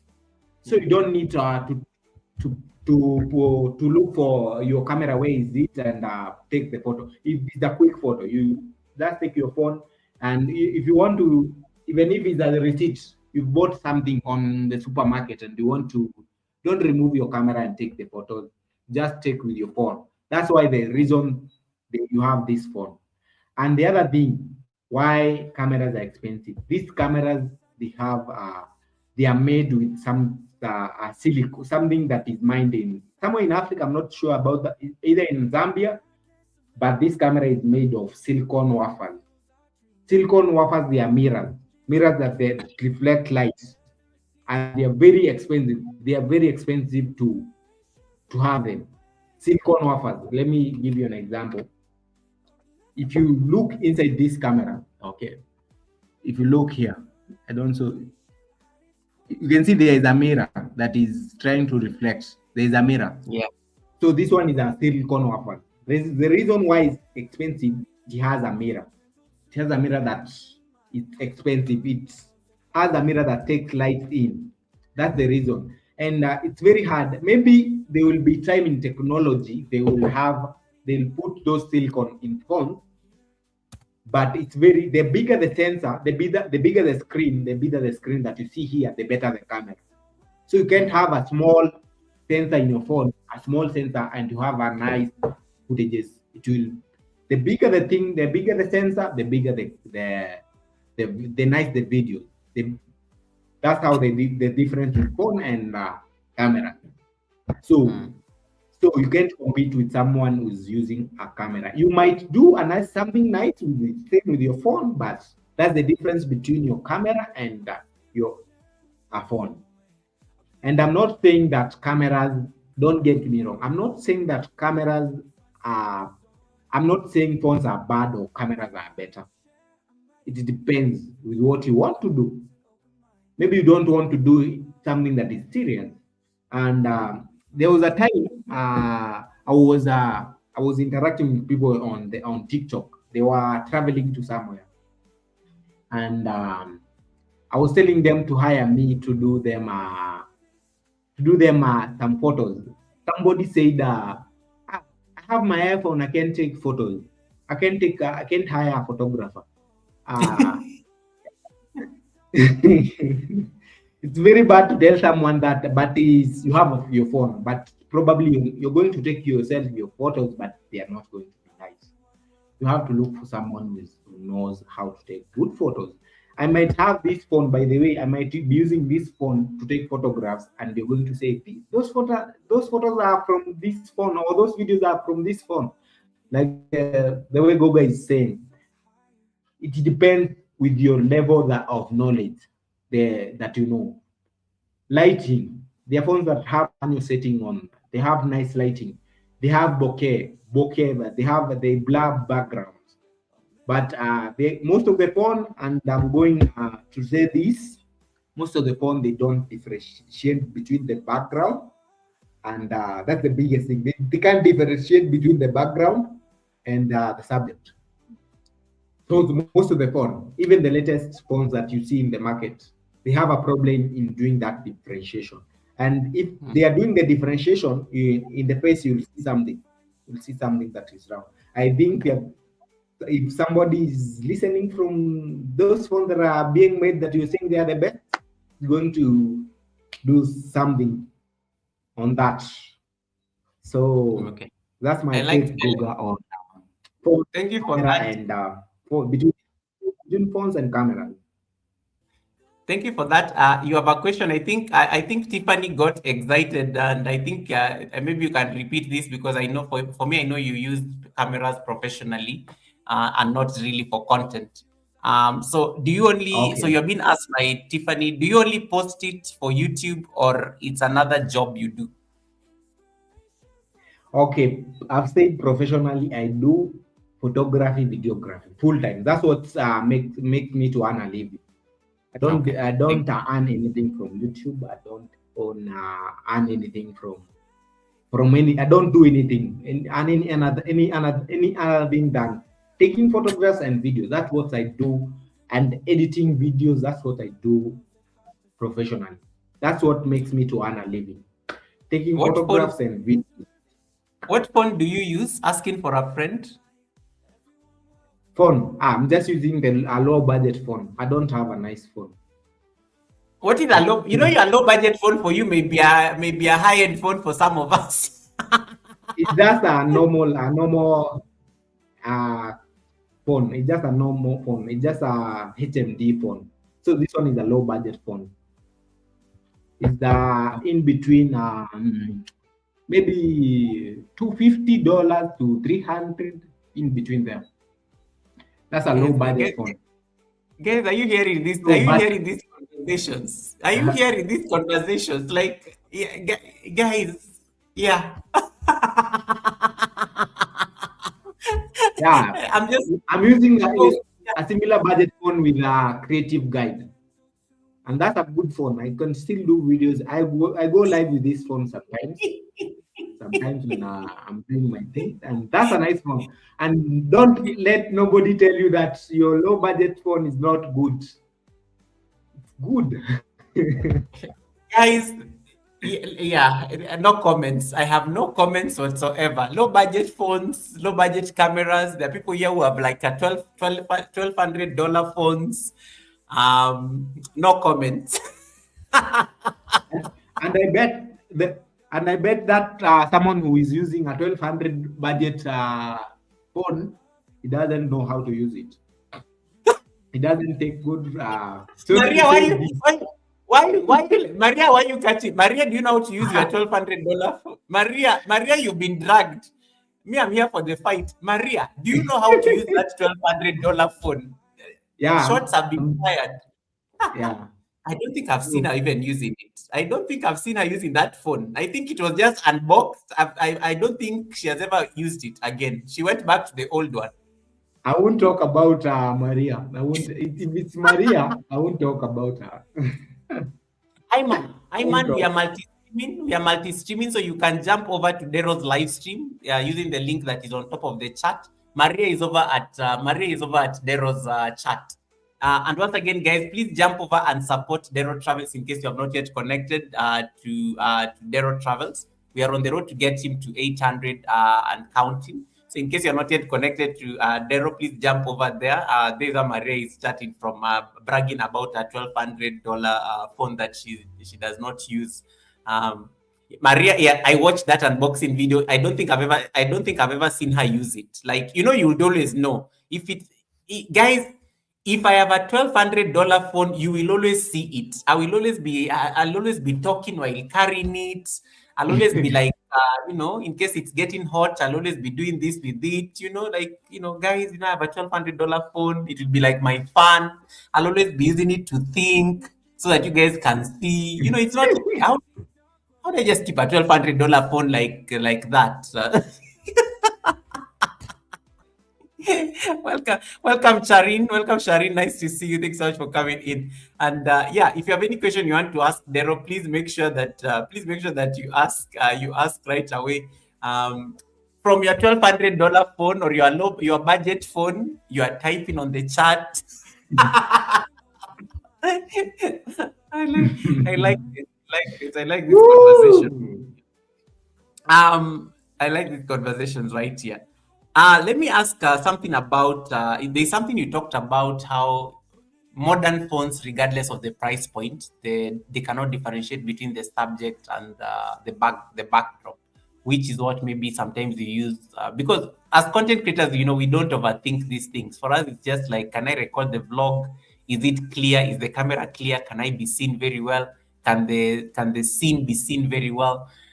What is your take now on phones purporting to shoot videos in 4K? Because I've tried to shoot videos in 4K on my phone. Honestly, I never see the difference. Okay. But yeah, in terms of now, everybody nowadays is talking about my phone can do 4K videos. And, 4K is not even perceptible to the human eye. For me, I never even see the difference between 4K and 1080, to be honest. I always find them the same.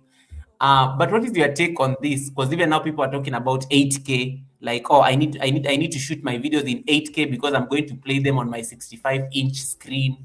There's a whole conversation around 4K, 8K, 1080. Talk to us about the resolutions, and are phones bragging too much for something that they can't offer, or do you think it's actually a real thing? Goga, let me shock you. Like right now in Kenya, there is no TV that streams in 4K. There is no TV that streams in 4K in Kenya. There is no TV that streams in 4K. Most of the TV streams in 1080 and 720. So the video quality, if the lighting is good, don't worry about the video quality. If you just are having a lot of details. The video quality is having a lot of details. It's like having more content. So the video quality doesn't matter. Yeah, you should have actually the minimum. You should have it. Then the minimum you should have maybe 1080. I would recommend 1080 all day. I would not say shoot 4K. And if you buy this camera and shoot 4K, I'm very sure if you're not professional, it's going to frustrate you. To frustrate you. I've done it. I gave up. It's going to frustrate you. So don't let anybody lie to you that my TV streams in 1080. Who has a YouTube video that is 8K on YouTube?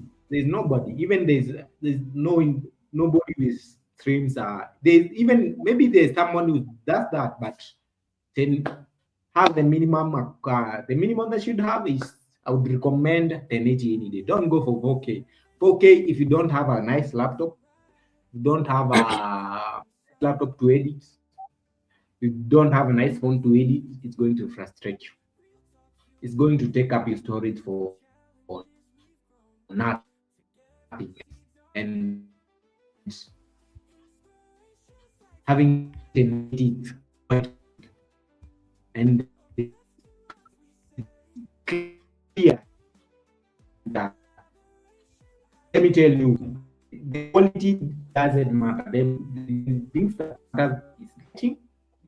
If videos are clear, Dero, we are losing your audio. Okay, I'll have a nice quality. Let nobody lie to you. Okay. Can you hear me? We can hear. Just repeat what you are saying, Goga? Because I think we lost. Yeah, I can hear you. Just repeat what you are saying. We lost what you are saying. I was saying having 1080 is the thing that I would recommend. Don't go for 4K. If you don't have a nice laptop, if you're not doing it professionally, don't go for 4K. Don't go for 4K. Just use 1080. And I'm saying lighting is the most important thing. Don't let nobody lie to you that my video quality will be good when I go into the darkness and it's 4K. I will get a nice video. Having a nice 4K quality doesn't tell you that you'll have a nice video. So the good thing is having the nice lighting. If you're doing a podcast, have a nice lighting. If you're going outside, nice lighting will make you to have nice videos. Let nobody lie to you. It's 4K. It's 8K. The most important thing in videos is lighting. Yeah. So I was even saying what I was saying about there's stream. If you're doing live stream, do your live stream in 720. Like, let me tell you right now what I'm streaming with. I'm using the lowest quality 360p. It's 360. Goga, I bet you can hear me. So I'm using 360 and don't let anybody lie to you about quality or anything. But have a 1080 quality. 1080p, it's good to go. You're good to 1080 go. is Goga, yeah, 1080. Yeah, 1080 is actually a great resolution because I think it's what most even when you watch it on TV, it's always very clear. When you watch it on a phone, it's even brilliant. It's okay. even more clear. Yeah. Goga, let me tell you one thing about because I'm a journalist. The only TV that did streaming in 1080 was Switch TV. That's the only TV. Let's talk about Switch TV. I'm just giving you just for him. It's not important, but that's the only TV that did 1080 streaming in Kenya. Oh wow. Yeah. Okay. Interesting. Well, you said something about let me come to I'm coming to the lighting question because I think that's a very important thing. So for most people just use their phones, and I think there is where most of us we fall in that category. Most of us use our phones for making content.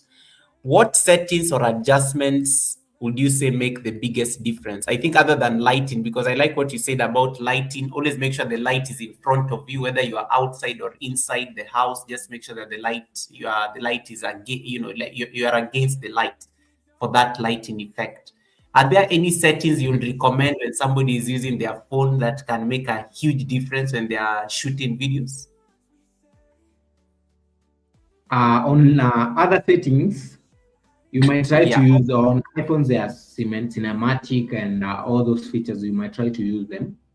Yeah. But the most important thing is to know how to frame your subject, know how to which type of shot are you taking if you're doing an interview, you're doing a close-up.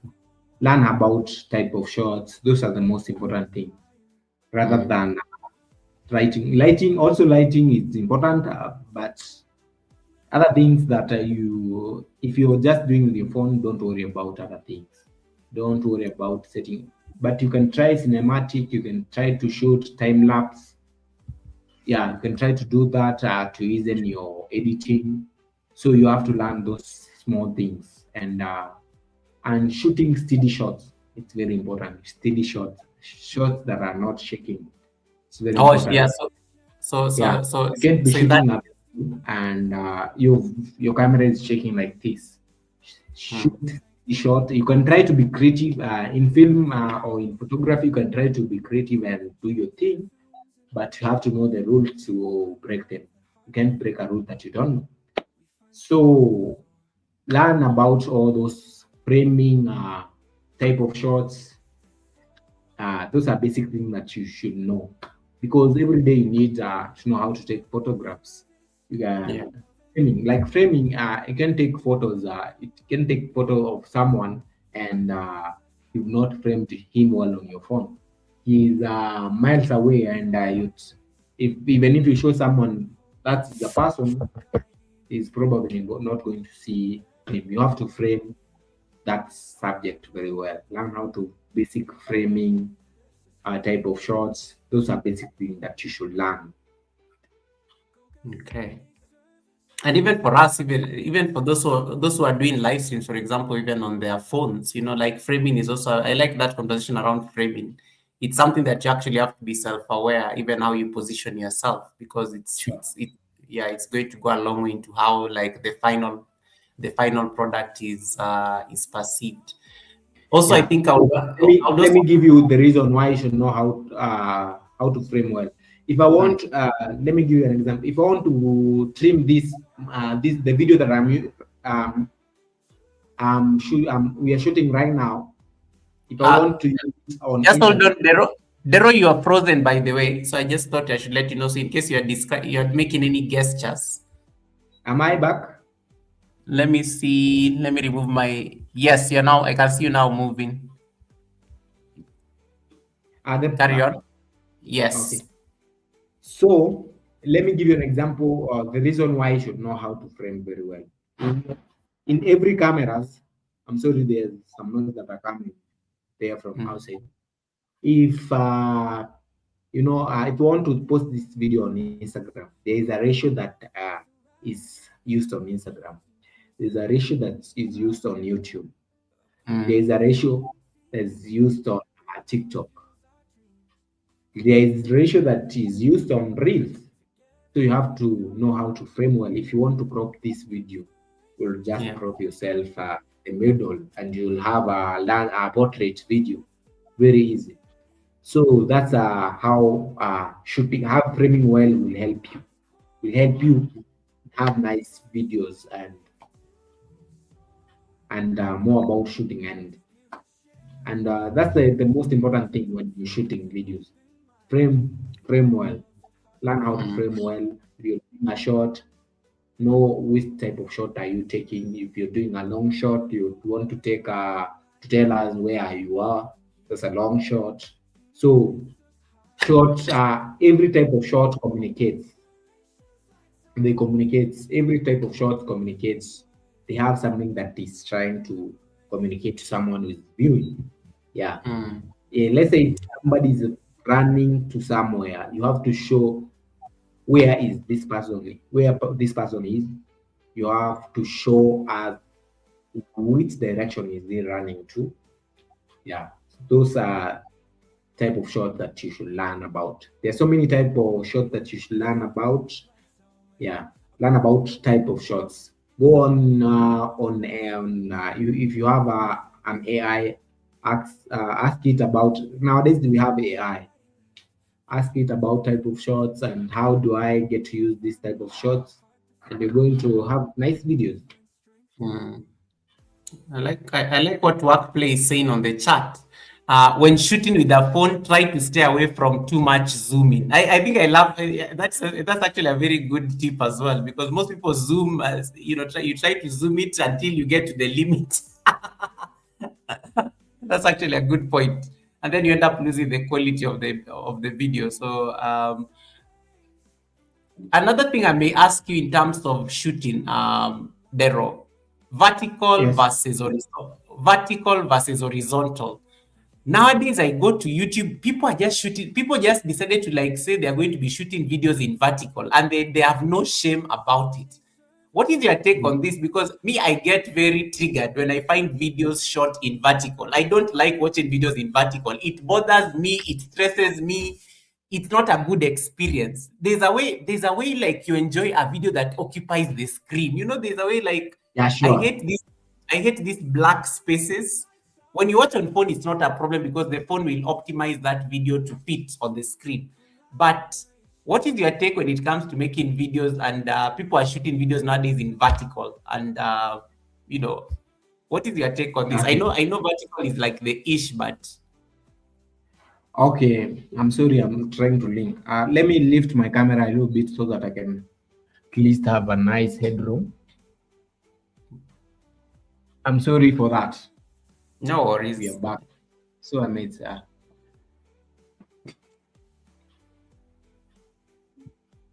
I'm sorry for doing that, but I want to at least be comfortable while I'm sitting. So on my take on vertical videos, where do you want to post your videos? The first question you should ask yourself: where do you want to post your videos? Do you want to post them on YouTube? Do you want to post them on Instagram? Do you want to post them on TikTok? Do you want to? That's the question you should ask yourself. Where do you want to post your videos? So if you want to post these videos on TikTok, you should shoot them on vertical. If you want to post them on YouTube, I recommend you shoot them on landscape. And because it's easy to get, and I would recommend people to most of the time to shoot videos on landscape. Because it's very easy to crop this video to be vertical, to be a vertical video. I would recommend that. But if you're doing this for social media, if you're doing this one for like advertisement, for a shop, because those are quick videos that people really watch on those quick application on TikTok, on Instagram. You should shoot them on vertical, called vertical portrait. So that's what I recommend. Do like it if you want to do YouTube. If you want to do for other social media, you can do portrait or vertical. All right, I hope that has been cleared. And creativity guys me is like saying, I thought we needed to use vertical while we are trying to grow. No, I meant vertical when you're doing vertical live streams, not. Okay. Yeah, that one is your thing. You can tell them about it. Yeah, when you're doing vertical live streams, that is when it makes sense, because vertical live streams they give you an extra crowd creativity. But for videos, when you're shooting videos that you're going to upload on YouTube, the best practice is to like make them landscape, because they look very professional when somebody's watching you on a big screen. And you can, Dero says, you can always crop it in case you want to make it a short. So once you get the framing correct, you can always crop it. Yeah, you can always crop it back into a short, or you can remix it into a short that is vertical. Goga, Goga, I want to say something. When you're doing professional work, you have to do. Most of the people ask for vertical videos and landscape. How do I? Most of the people, or if you're doing something that is commercial, you're doing a documentary, you're doing something. Most of the company tend to ask, they want vertical videos and they want landscape videos. How will I shoot? I can shoot. If I shoot vertical, I will not have a landscape. That's a disadvantage. So shoot always on landscape, and maybe this content you did it on vertical. It's okay to post it on YouTube, but probably most of the time I see YouTube promotes as 3 minutes video for vertical, and they went on even to 7 minutes or something, or 10 minutes. I'm not very sure. Goga, that's your thing. You should tell them about it. Still 3 minutes. Landscape, or I would go for landscape, but most of the time I shoot vertical. I even forget to turn my camera most of the time, because most of the time for me, I've done some vertical videos. Let me say this in front of you. I've done vertical videos. Some of the vertical videos that do well, because even if they are 3 minutes, they do well because it's easy people to see vertical videos on their phone. Oh, this video is in my phone. I should watch it. So vertical, I would recommend people to do landscape videos. That's what I would recommend. I agree. I totally agree. And I think it's just being lazy. And I like somebody. I was on a live stream, and I think somebody actually said we are getting lazy as content creators because we are so used to these shorts. We are so used to this shorts mindset nowadays. Most of us even shoot videos in the shorts mode, and then when we realize that, oh my God, I spent so much time making this video, we just upload it because you're like, I spent effort and energy making this video. I am going to upload it, whether it is vertical, even if it's vertical. but you get more options, I think, when you do a video in landscape. But I like what Dero says, because it's something that we can also apply even as content creators. You can be think of it as professional work, where you have to do both horizontal and vertical. So I think, to make your life easier, just do it in landscape, because you can always go and make the landscape video vertical, as opposed to the other way around. I think it's a very easy effort. And those were, I know some people are like, Goga, what is vertical and horizontal? This, oh, let me put my screen. This is horizontal. This is landscape. This is vertical. You don't shoot, try to avoid shooting videos like this, unless it's going to go to TikTok or Instagram, because those platforms allow for this. When you're doing YouTube videos and you're doing vlogs and you're doing your nice cooking, you want it to be like this, so that it occupies the entire screen, like this. So you see the way Dero and I are looking right now, we are on landscape. So even if you are to go and crop this video, you can get a part of Goga. Goga can become a short, like this. This is now like, Dero can make a vertical video out of the current screen as it looks. You can see it's just me now. Okay. Yeah. He can literally crop it, and then I can get a vertical. There's a vertical of Goga here. There's a vertical of Dero on the other side. We can create vertical videos out of this landscape stream. But otherwise, in case Dero, like what we do with the Sunday service guest, you want the Sunday service guest to be the main focus, they have to be on landscape mode. In case they go and repurpose the video into something, then it's very clear. I hope that is clear enough. It's a good practice. It will make your videos look professional. It gives you an edge anyway. It makes your videos look professional. Though I know YouTube has also found a way of optimizing videos nowadays. In case you go and shoot a video in vertical and somebody is watching that video on phone, it looks very good on phone. But when somebody is watching that video on a television screen or on a laptop, it looks horrible, because it's creating those black lines on the side of the video. So that's I think the long and short of it. Dero, let's talk about one of the things you said that was important was lighting. And for me, I think I like what you said about lighting and it I think when it comes to when you're making your videos, natural light versus artificial light, where is the balance? What works for you, and what are some of your lighting like investments that you've had to make when it comes to lighting? If lighting is a very huge part of photography.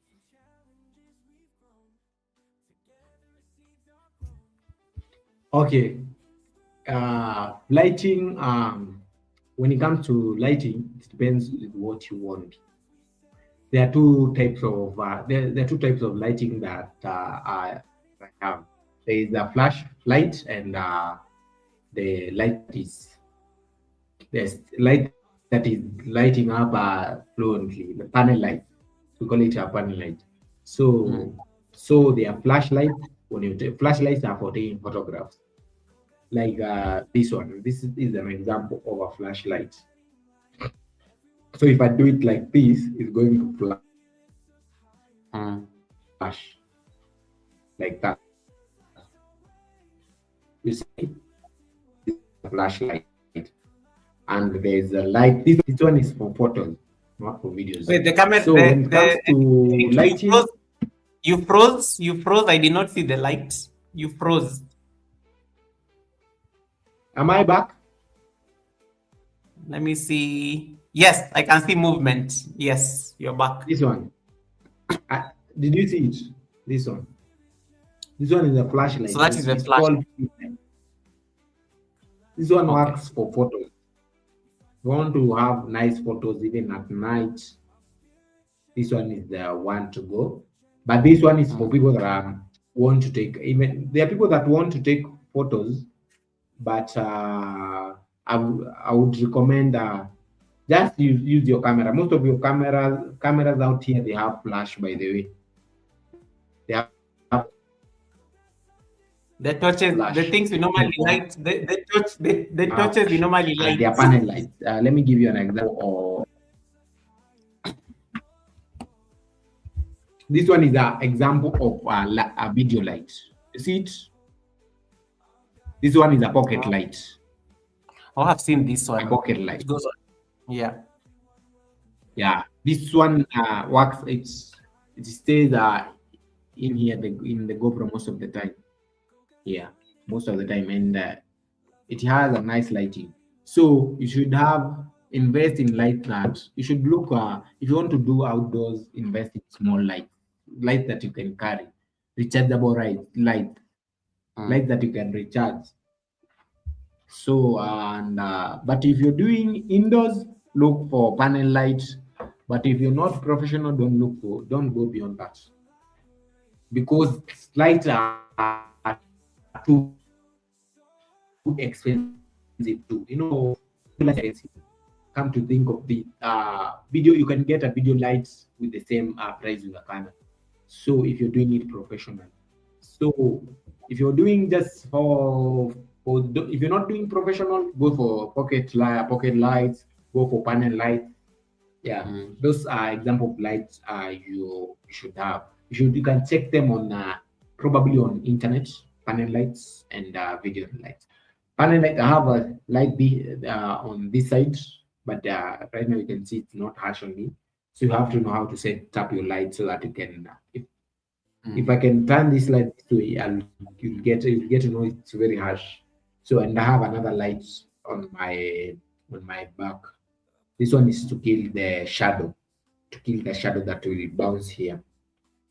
So that's have like two lights. Two lights are good for you to do good videos if you're doing indoors, you're doing live. But if you're doing outdoor, don't probably you need the pocket light. Don't need and you need the natural light. Don't need anything else. So that's what I would tell people that want to invest in lighting. Look for panel lights. Panel lights are good and pocket lights. If you want to go pro, you can look for those strobes and everything, but don't invest in them, because you'll maybe one day you're going to regret they are not bringing your money back. So if you want to invest in it, make sure you want to do that thing. Like you want to do that thing, it's thing that is in your heart. Yeah. So because even investing in your craft, you might invest in your craft and don't get anything on it. You can buy cameras, you can buy everything, and your content is not even paying you. So you have to check. You have to look for a budget friendly lights. Panel lights are very budget friendly. They're very cheap actually. Anywhere between 5,000 Kenyan shilling, 50. We call it $50. $50 to in between $50 to 100. You can get nice panel lights, and they are all over there. There's many sites that are selling those lights, so go for them. Okay. We have some few questions coming through. Yeah, we have some few questions coming through on the chat. Tiffany says, I have a ring light, or my webcam has a light on it, has a little light on it. And then there's Maria is asking, Dero, do you do AI videos?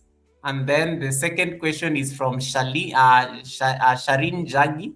Sharin is asking, how do you evaluate low light performance, noise levels, detail retention, or color consistency? So I think we can start with the AI, and then you can easily now. I like this Sharinu Muuliza swali. Hey, you've asked a very nice question. Even me, I'm just like, even I want to hear the answer, because it's very, okay. That's somebody who knows about this lighting business clearly. All right, over to you, Dero. Do you also do AI videos? AI videos, for me, most of the time that I'm using AI, I use AI to make my editing easy. I've never used an AI video. Probably I have a lot of footages that I think I need to sell them in future. I have a lot of footages, even I have Safari Rally footages, but even on my camera, I have them and I've never used them. I think I have those footages because in future they are going to be to be money. Those footages are going to be money. So because AI is improving every day, it has nice videos, but AI videos they don't have that human touch. For me, I tend to think they don't have that human touch. They can even make for you even nice videos while you're dancing, but they don't have that human feeling. You don't feel it. You just know this is an AI video. This person is not. Even if they're getting better every day, they don't have that human touch. There's something that most of us as human we have. Even let's say, let me give you an example. I'm doing a wedding. Uh, can go and shoot. You can't tell AI to do videos for you. You can't do that. There's something that we call it human touch or human feel. Something that like this that we are talking, we are doing a conversation. That's human interaction. So AI is good, and AI I don't use it. I've never used AI videos, and I've tried to use AI thumbnails, but those thumbnails YouTube or any platform they recognize them very easily. I don't know why how they recognize them, but I think Yes. these social media should recognize them because they know AI and everything. So AI, you might use them and to make your work easier because AI is making work easier. Is it can make you a whole presentation very easy. Just have to tell the prompt, and even people they are using AI to do songs. But for me, I don't. I have that feeling that I need to support any other. Like let's say if I get let me give you an example. If I get hear a song that is played somewhere, most of the time I know that's AI. There's something that AI won't remove. AI won't remove that human experience. You can see even most of the creators are doing uh, in real life live stream. Most of the creators are doing in real life live stream because those live stream they have human interaction. The people are interacting, human touch, get to know people. So for me, I've never used AI videos, and I would say you can try and use them. And I don't know if YouTube allows people to use AI videos. Google will tell us that question, but you can just explore, learn AI. AI it's something that you need to learn every day.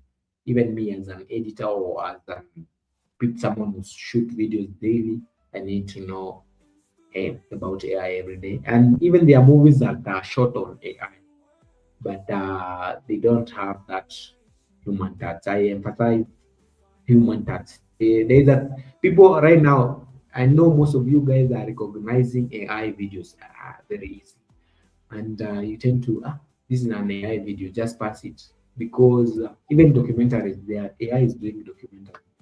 So there's that human feeling that we need, and people are going to crave for it. And just because AI videos are everywhere. They are everywhere on social media. You find them on TikTok, you'll find them on Instagram, on YouTube. And there's that craving. People are going to crave for real videos, real human connection. So that's my take on AI. So on the other question The other question was uh, about Carla, let me just and she has two questions. I'll just come to the other one. So this one, how do you evaluate low light performance, noise levels, detail retention, or color consistency? okay. When using a camera, you say Goga, and I bet you know this. There are you set or when you're shooting videos, there is a color and there's lighting. And for this part of lighting, you don't need a lot of light to have a nice video. You just need to know how to put light angles. No, you just need to know this one is your key light, your main light. This one is your light that you want it to kill the background, to differentiate between the subject and the, and the subject over here. If there was a light that is coming directly, you would see like somewhere on this wall. So you need to know how to put these lights. Just no, just minimal light. You don't need a lot of light to do that. Just need small lighting. Yeah, and also camera. Camera matters. And there's a setting on and Goga, I bet you know this. There's a settings on cameras. On most cameras, there is shutter speed, there is aperture, and ISO. On this on cameras, like right now, shutter speed works for. Right now, I'm just talking. Let's say I want to freeze a moment. I want to freeze a moment. I want to take videos of car that is passing. I need to take a higher number of shutter speed. But most of the time on videos, the normal shutter speed that I should use is in between 50 to 120. It depends with what your speed is like having frames. What Goga? I can hear you. Goga? I can hear you. Carry on. Okay. Shutter speed is like taking how many photos? Like these videos, like right now, videos are many photos. They are photos arranged. Like this camera is taking photos continuously. These are videos. They are just photos, but they are continuous photos. Continuous photos. So they are frames. So it depends with what you want to achieve. Maybe you want to achieve a slow-mo thing. You might put a higher number of shutter speed or 120 frames. What you want to achieve. Maybe you want to freeze a moment. Yeah. So there is aperture. Aperture, most of the abbreviation is written on F. Aperture is the point that you want to focus. And this one, I'm sorry to people that use phone. Most of the phone they have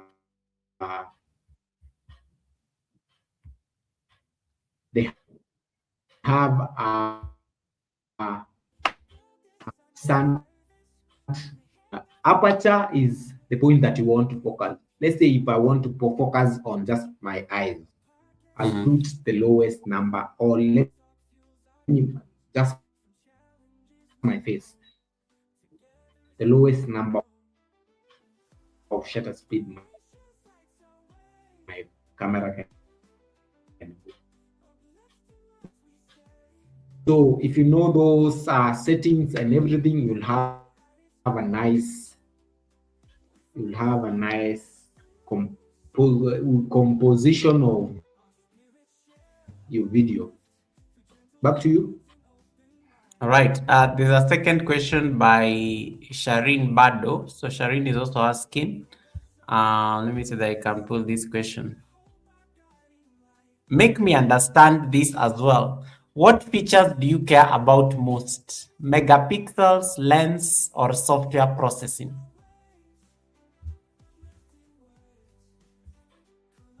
Okay, this is the question. This question is very, and I'm sorry. There is phones that have 50 megapixel. They have 300 megapixel. Yeah. By the way, there's the only thing that has a lot of megapixel, and don't let anybody lie to you, is human eye. Camera is like a human eye.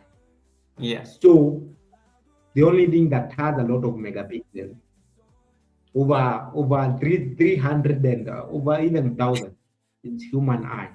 So a camera is just a mimic of human eye. There will not be a time that somebody will make a camera to be like a human eye. Like your eyes will see in the darkness, they will relight themselves. Let me go back to aperture or eyes. Cameras work like eyes. Like if you go in the Yes. darkness, we call it what do you call them? They are smaller iris or what? Because they want more light to enter in. Yeah. So They want more yeah. light to enter in. So if you go in the darkness and go, so your eyes will get bigger. They have a nice. The human eye has a nice mechanism. Even if you go outside right now, your eye will try to open more so that more light can enter, so that you can see. So that's how the same mechanism that's on the eye, human eye, is the same mechanism that's on the camera. Wow. So I like what you said about the human eye being the one with the highest megapixel. And I think that's a very So, good way and of let nobody lie to you that the pixel matters. yeah. Megapixel doesn't matter. You will find out even the cameras that I have now. The only camera that has a lot of megapixels. Goga, Hmm.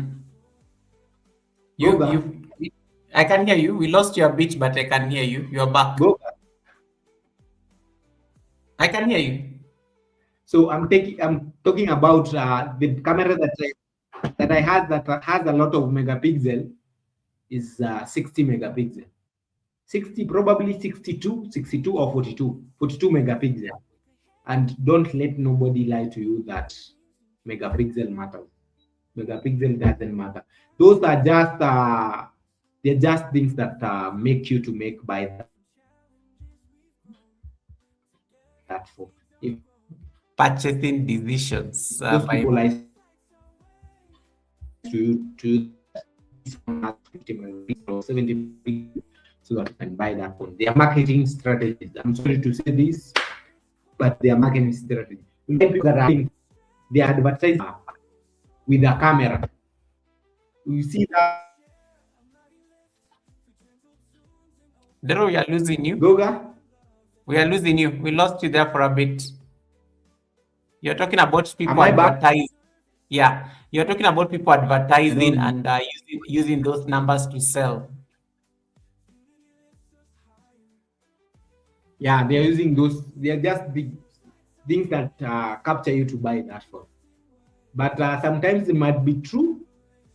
But they have made this phone to every year there is a new phone that comes out That has a higher you need to buy a new megapixel. phone. Yeah. And they are doing that every now they update a new phone. These phones goes lower. They have that. They have set that thing, and on cameras you will have the same footages, videos till your camera gets old, constant. So that's how the difference. But in phones, every now and then they update a new version of phone. They lower the megapixel. But on cameras, you'll have a steady quality or you have the steady quality for the longest time ever. Like right now, I've been using this camera for 4 years. Oh wow. And this camera is a 2020. Just imagine a 2020 camera is shooting videos like this. What about a 2025 camera? Yep.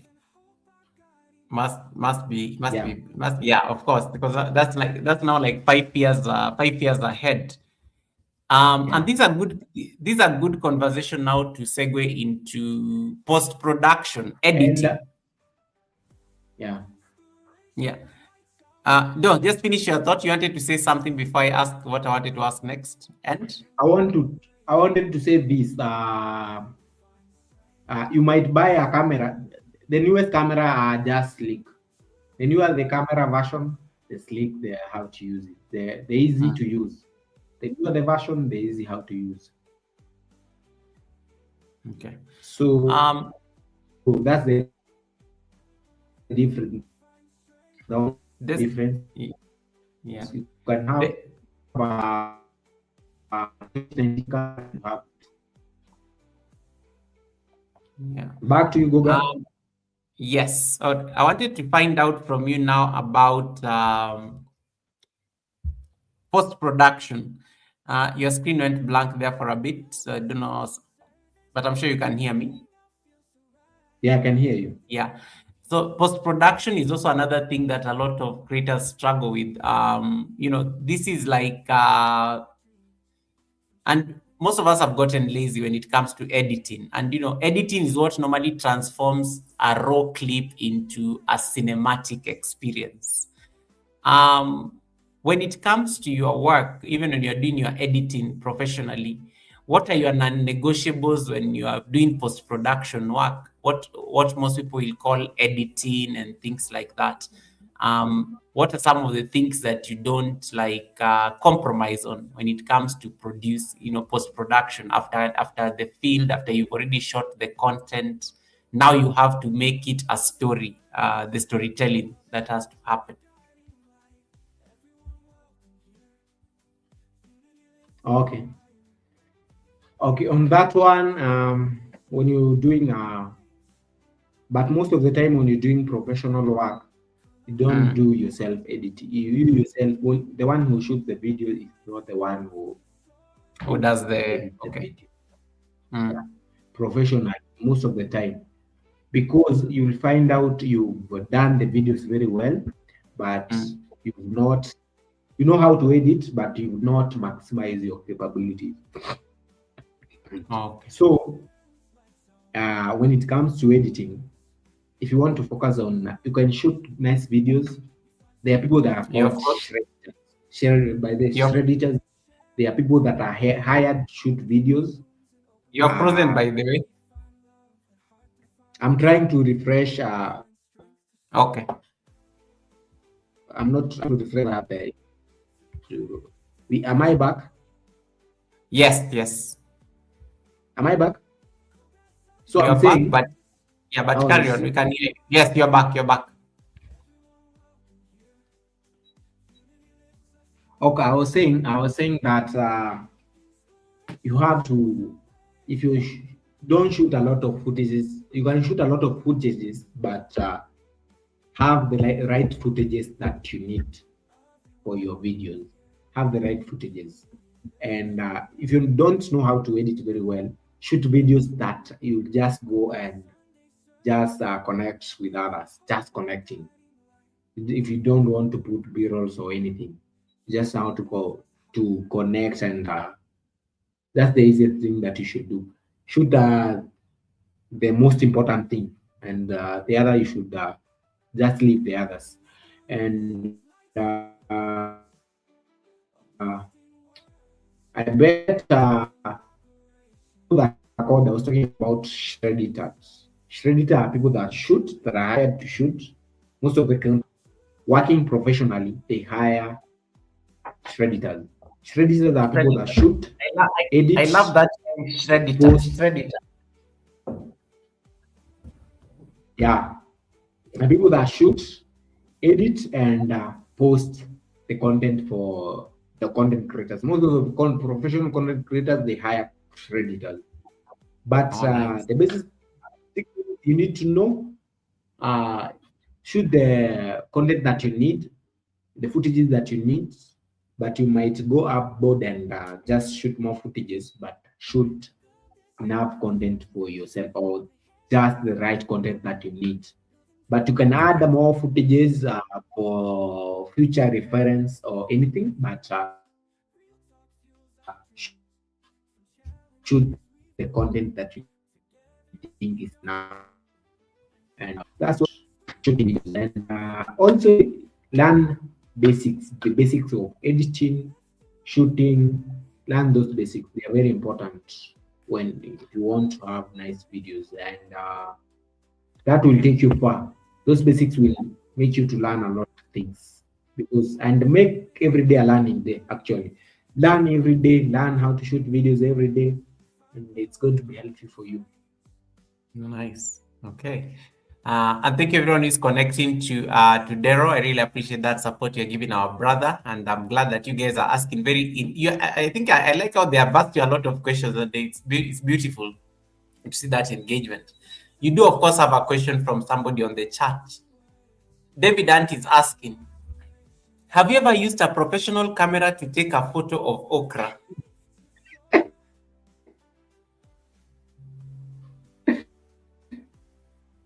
David,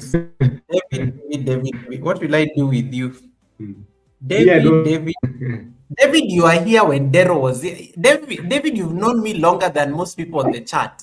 You are here in 2024 when Guru Visuals was on that panel. Why are you like this, David? Why are you like this? He already gave his position about okra. Why are you like this? Why are you like this?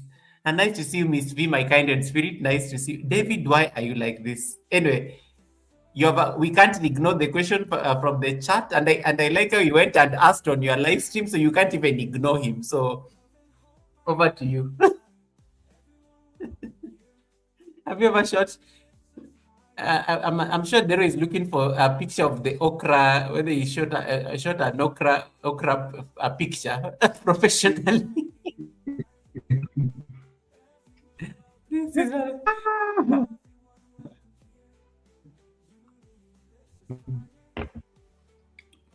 Dero, is it a yes or no? Then we can move on. I've not done it. I've not done it. Okay. At least now you've gotten an inspiration. So I'll be waiting for an okra, a professionally shot okra video. David Hunt should be tagged. David Hunt should be tagged accordingly. That you went out and you actually shot for him a 2-second okra video from a professional camera. There's a question I wanted to ask in terms of like in terms of like your discipline, even when it comes to making content.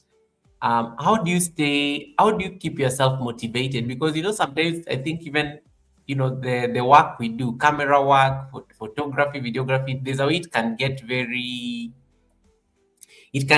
like routine. But I know for you it's business, it's what sustains you for a living. But how do you get motivated knowing that you have to go and shoot the same thing? You always know you have to go and do the same angle, get this camera, that aspect of routine. How do you stay motivated even when sometimes it's no longer exciting because you're like, oh, there is nothing new I'm going to see here. It's just business. I have to go and get my money's worth. How do you how do you stay motivated? For me, I think photography and videography is a unique. When you're doing videography, it's unique. You have that. Look, when I've done a video, most of the time I review. I see that's a nice video. So you tend to learn things that motivate is first of all, I guess I'm back, Goga, you can hear me. First of all, because I'm earning a living through it, I need to do it. I need to do it every day. And when I'm doing it, I tend to shoot. I have a lot of vlogs that I have not posted, even more than 10 vlogs that I have not posted, by the way. Oh wow! And that's a lot. And sometimes what motivates me is there's a place I need to see myself, and I won't see myself if I'm not. I won't get there if I'm not doing it daily. I won't get there. If I don't have inner motivation, I won't get there. There's so many things that motivates me. It might be self-driven and being a best human version of yourself every day. That motivates me. Like discovering things. Every day you're shooting different things. Today you're shooting food. Tomorrow you're shooting weddings. You even learning things about other people weddings, how they, I'm basically when I'm doing my work, I'm interacting with other cultures. I'm traveling. So there are so many things that keep me going. Like I'm there's an other day that I was doing some agriculture activities. I was and out of those agriculture events or activities, you will get a job over there. There's an opportunity that awaits for you. It might be a documentary opportunity. So be positive minded when you're approaching things. And there is a lot of opportunity in every day. Actually, everybody, I'm talking about people that are on business right now. Everybody wants to get to be the best, offering the best services. Want to get rich? Probably you, Goga, you want to get rich. Some or in future, maybe you want to get rich. You want to buy yourself land. You want to buy yourself the best car. So many things that can motivate you to keep going and till you. And I'm not saying that if I get there, I'll be contented. I'm not saying that. There's human beings are not contented. If I get Yeah. to maybe they are never contented. I know I will not be contented when I get there. I will get there. And there was a time I wanted to get myself cameras, and right now I even not want to get another camera because human beings are not contented. They will never be contented. So to have goals and things that keeps you going and values that keep you pushing and motivate yourself. You have inner motivation, and if you're not doing it for yourself, nobody is going to do it for you. There was an interview I did with someone. I was telling him to tell people what's one thing that he would tell somebody who was not yet started doing videos.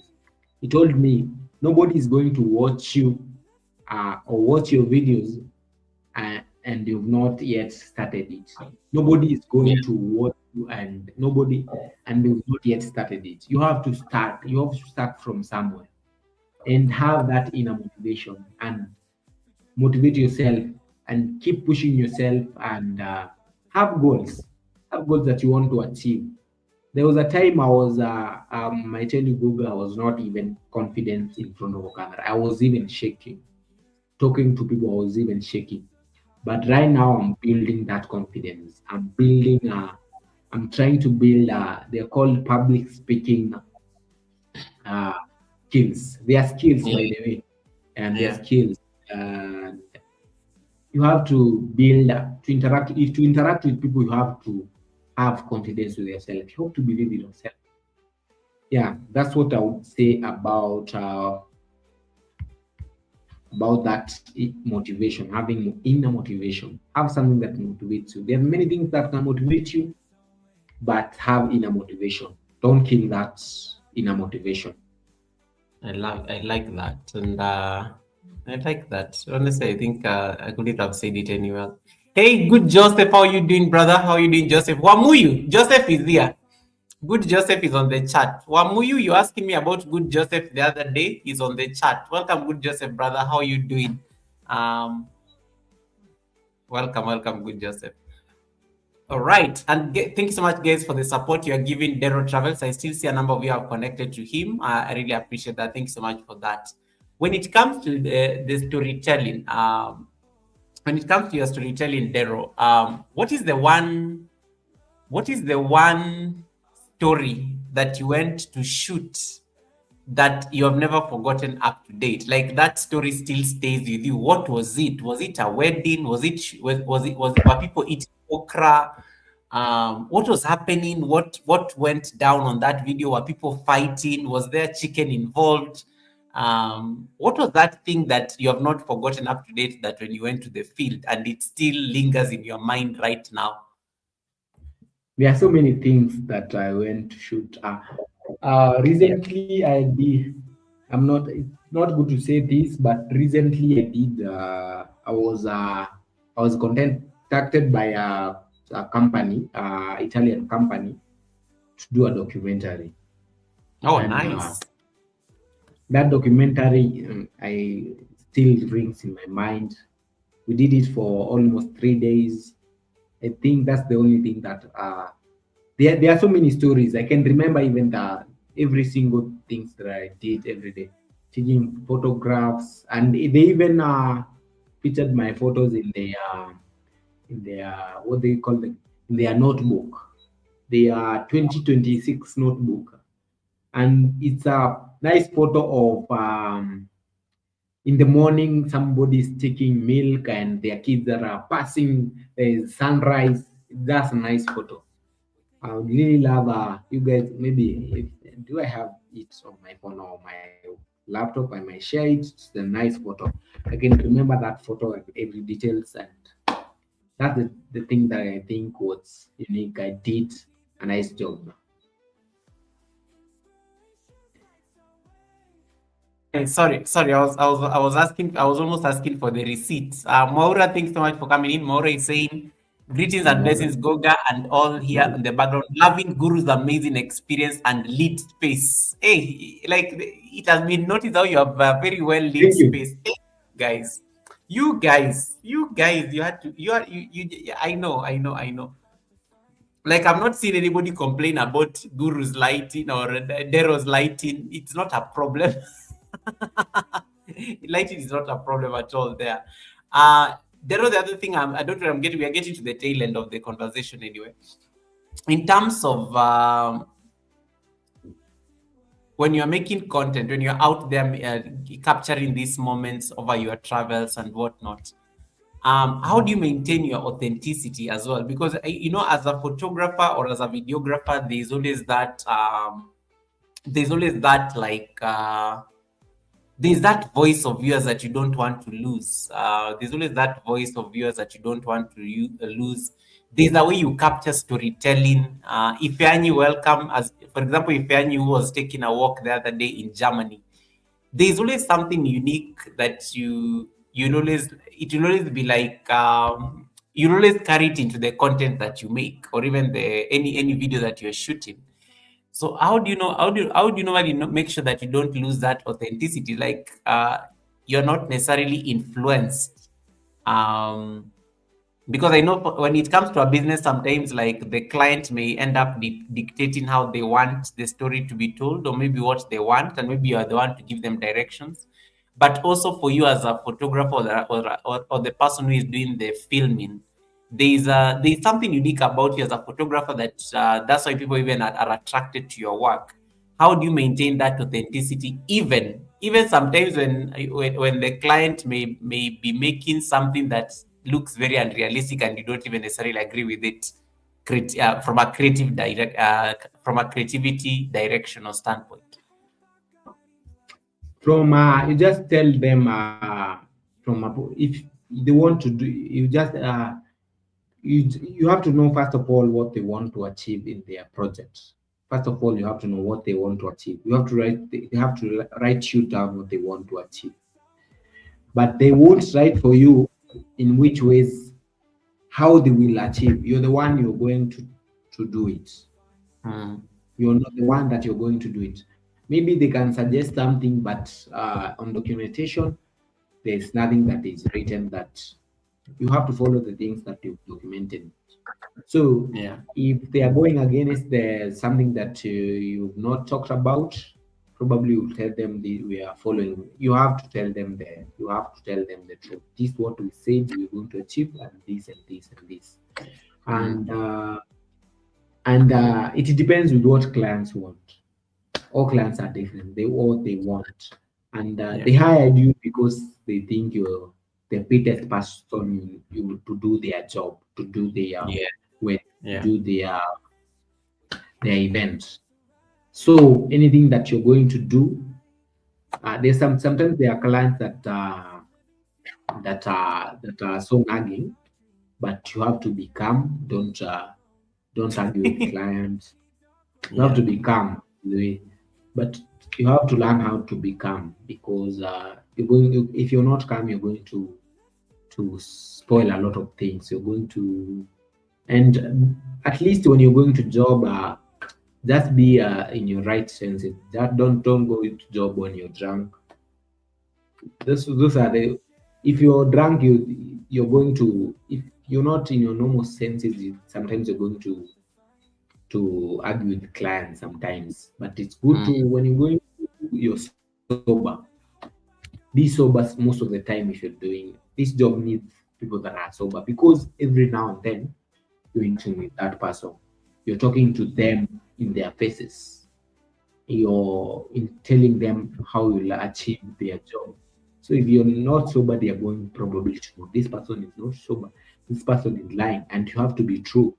You have to be true. Tell them the truth. This and this and this, and this cannot be achieved because of this. If they want something extra, tell them this not cannot be achieved because of this.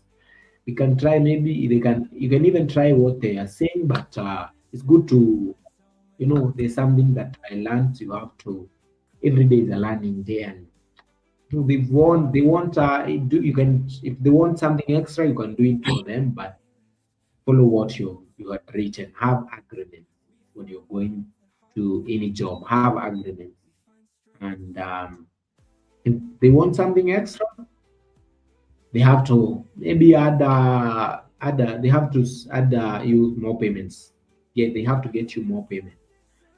Yeah, and Goga, if I'm still on the topic, am I still on the topic? Yeah. You're still there. Oh, so, and you have to understand people. Learn how to understand people, because people are different. Other people, that's how they are in net. And they are different people. Just interact with people and learn how you might try. Learn people. Learn how people live, and try to be. If this person wants his things to be done like this, that can follow the what he's saying. But if you had written it down on paper, that's what matters. Okay. And guys, if you have any question you want to ask, please feel free to drop it on the chat. We're almost like releasing our guests. It's almost been 3 hours. There's something, Goga, I want to say. Yes. Most of the people that are here on YouTube, and you forgot to, they don't have multiple.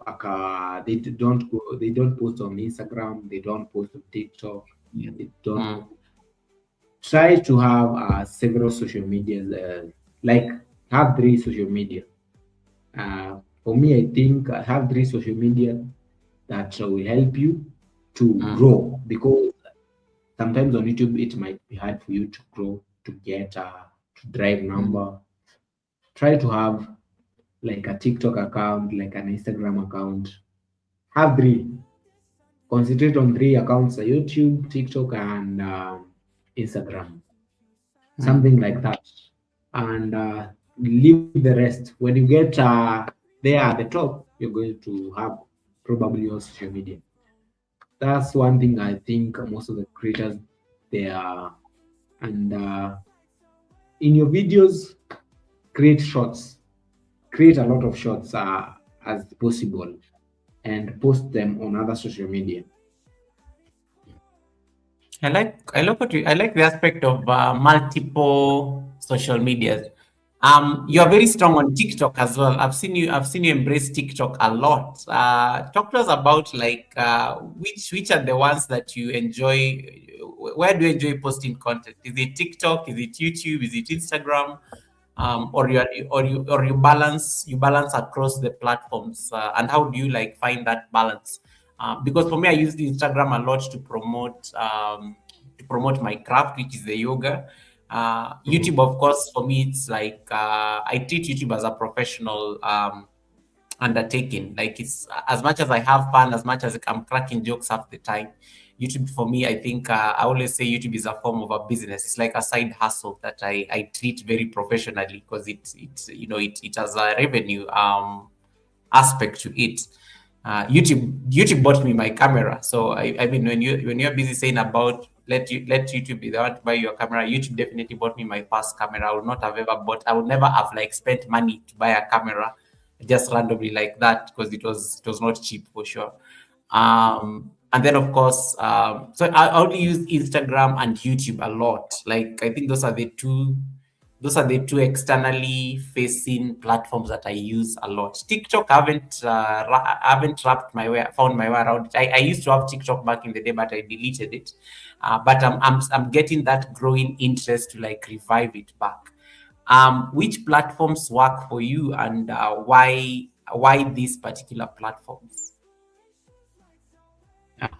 On that one, I would tend to say on business wise, TikTok is good and Instagram. Even YouTube is good, but most of the time you'll get most of people that are on TikTok, they are here to catch flights. They're just passing by. Nobody is going to watch you on TikTok for 10 minutes. Nobody is going to watch you for 3 minutes on TikTok. Probably they don't remember even the last person they watched their video. So they are here to just cast flights. So there are so many in your video, there are so many spots that you can cut and post them on TikTok so that you can attract these people to come on YouTube. There are people that are there permanently on TikTok, they are just interested in TikTok. And I would say this TikTok has worked so well on my content, but also Instagram has worked well on my content. But the good content will go no matter what. Good content will go. It doesn't matter. Good content will just go. We just get views. I would say I don't have any favorite app. I don't have any favorite app, but I usually use all of them to work. They work together. Like in my YouTube on description, I've linked my. I'm not sure I've linked my TikTok, but I've not linked my. Yes. But on my Instagram, I've linked my YouTube. I've linked my TikTok and also my what? I don't have any my TikTok, Instagram. I've linked them together. So if I have like right now, I have Guru Visuals. Guru Visuals is the face of what I usually do professionally. You can go and check Guru Visuals. It's the face of what I do professionally. Shooting videos every day. That's what I do professionally. Is the face of what I do. But when it comes to uh, maybe things that are doing videos and traveling and interacting with people, Dado Travel is the place to find me. And I would say I don't have a favorite application. I don't have a favorite application, but embrace them. Embrace them. You can learn something on TikTok, quickly learn something on TikTok because there are so many people that are teaching quick teaching, teaching people how to do things. They are giving you knowledge. They are sparking new knowledge in your mind. They are telling you wise words, and just use them to so that they can work together to lift you up. I would say that on social media, and also you should learn how to study all those social media.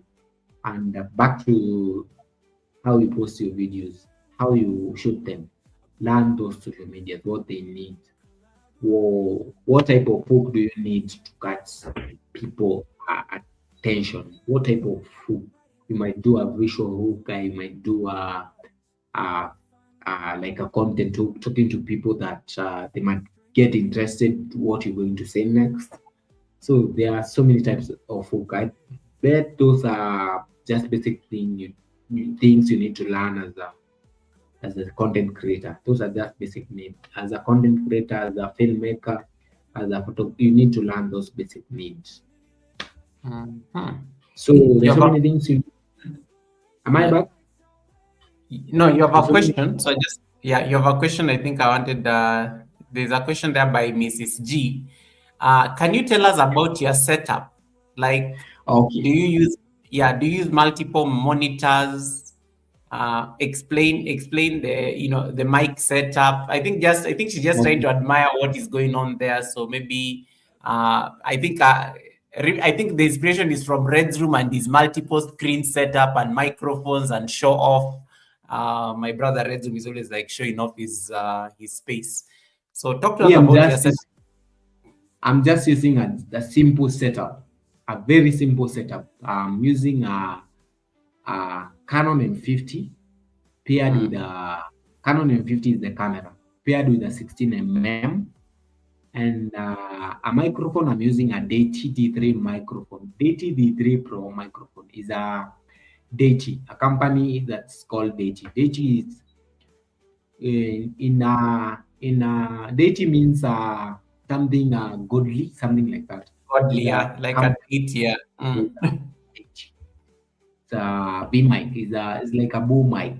So that's what I'm using. The sound that you're getting. Probably you're getting even the noise that all the things. Even if I bang here, you'll get this mic is very sharp when it gets to taking a lot of. It's like a boom mic, the mic Oh, nice. that's always banged on the setup. That's the microphone that I'm using. She has said about the monitors. I have monitors, but probably like right now I don't use them. I have monitors. Mm. I have a monitor that I used to use it back then, but right now I don't use it. This is the monitor that I have. This one is the Ossetti 5 monitor. This is the this one actually I was awarded by someone because of doing Oh. videos. He Mm. told me that you usually do videos when you're looking on your camera monitor. So I need to buy for you a monitor so that you can look. You can just have the video.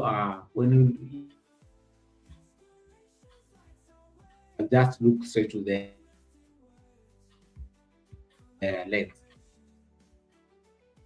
So this was a gift from someone, and I really appreciate. I've been using it for for some time. Am I back, Goga? Yes, I was trying to put you on main screen so that you show off your things. Yeah. Okay. Go. And then of course you have the laptop. There's a lot of cabling there, So and the laptop, I'm just using a Dell laptop. This is an old model laptop, but it's come to mm. yeah. Goga, I've expanded its RAM to 16 GB. Oh wow. So that's how it's working. So and panel lights, look for panel lights and pocket lights. That's how simply my setup is. The most important, Goga, The most important. Sorry, we lost whatever you said there. The most important.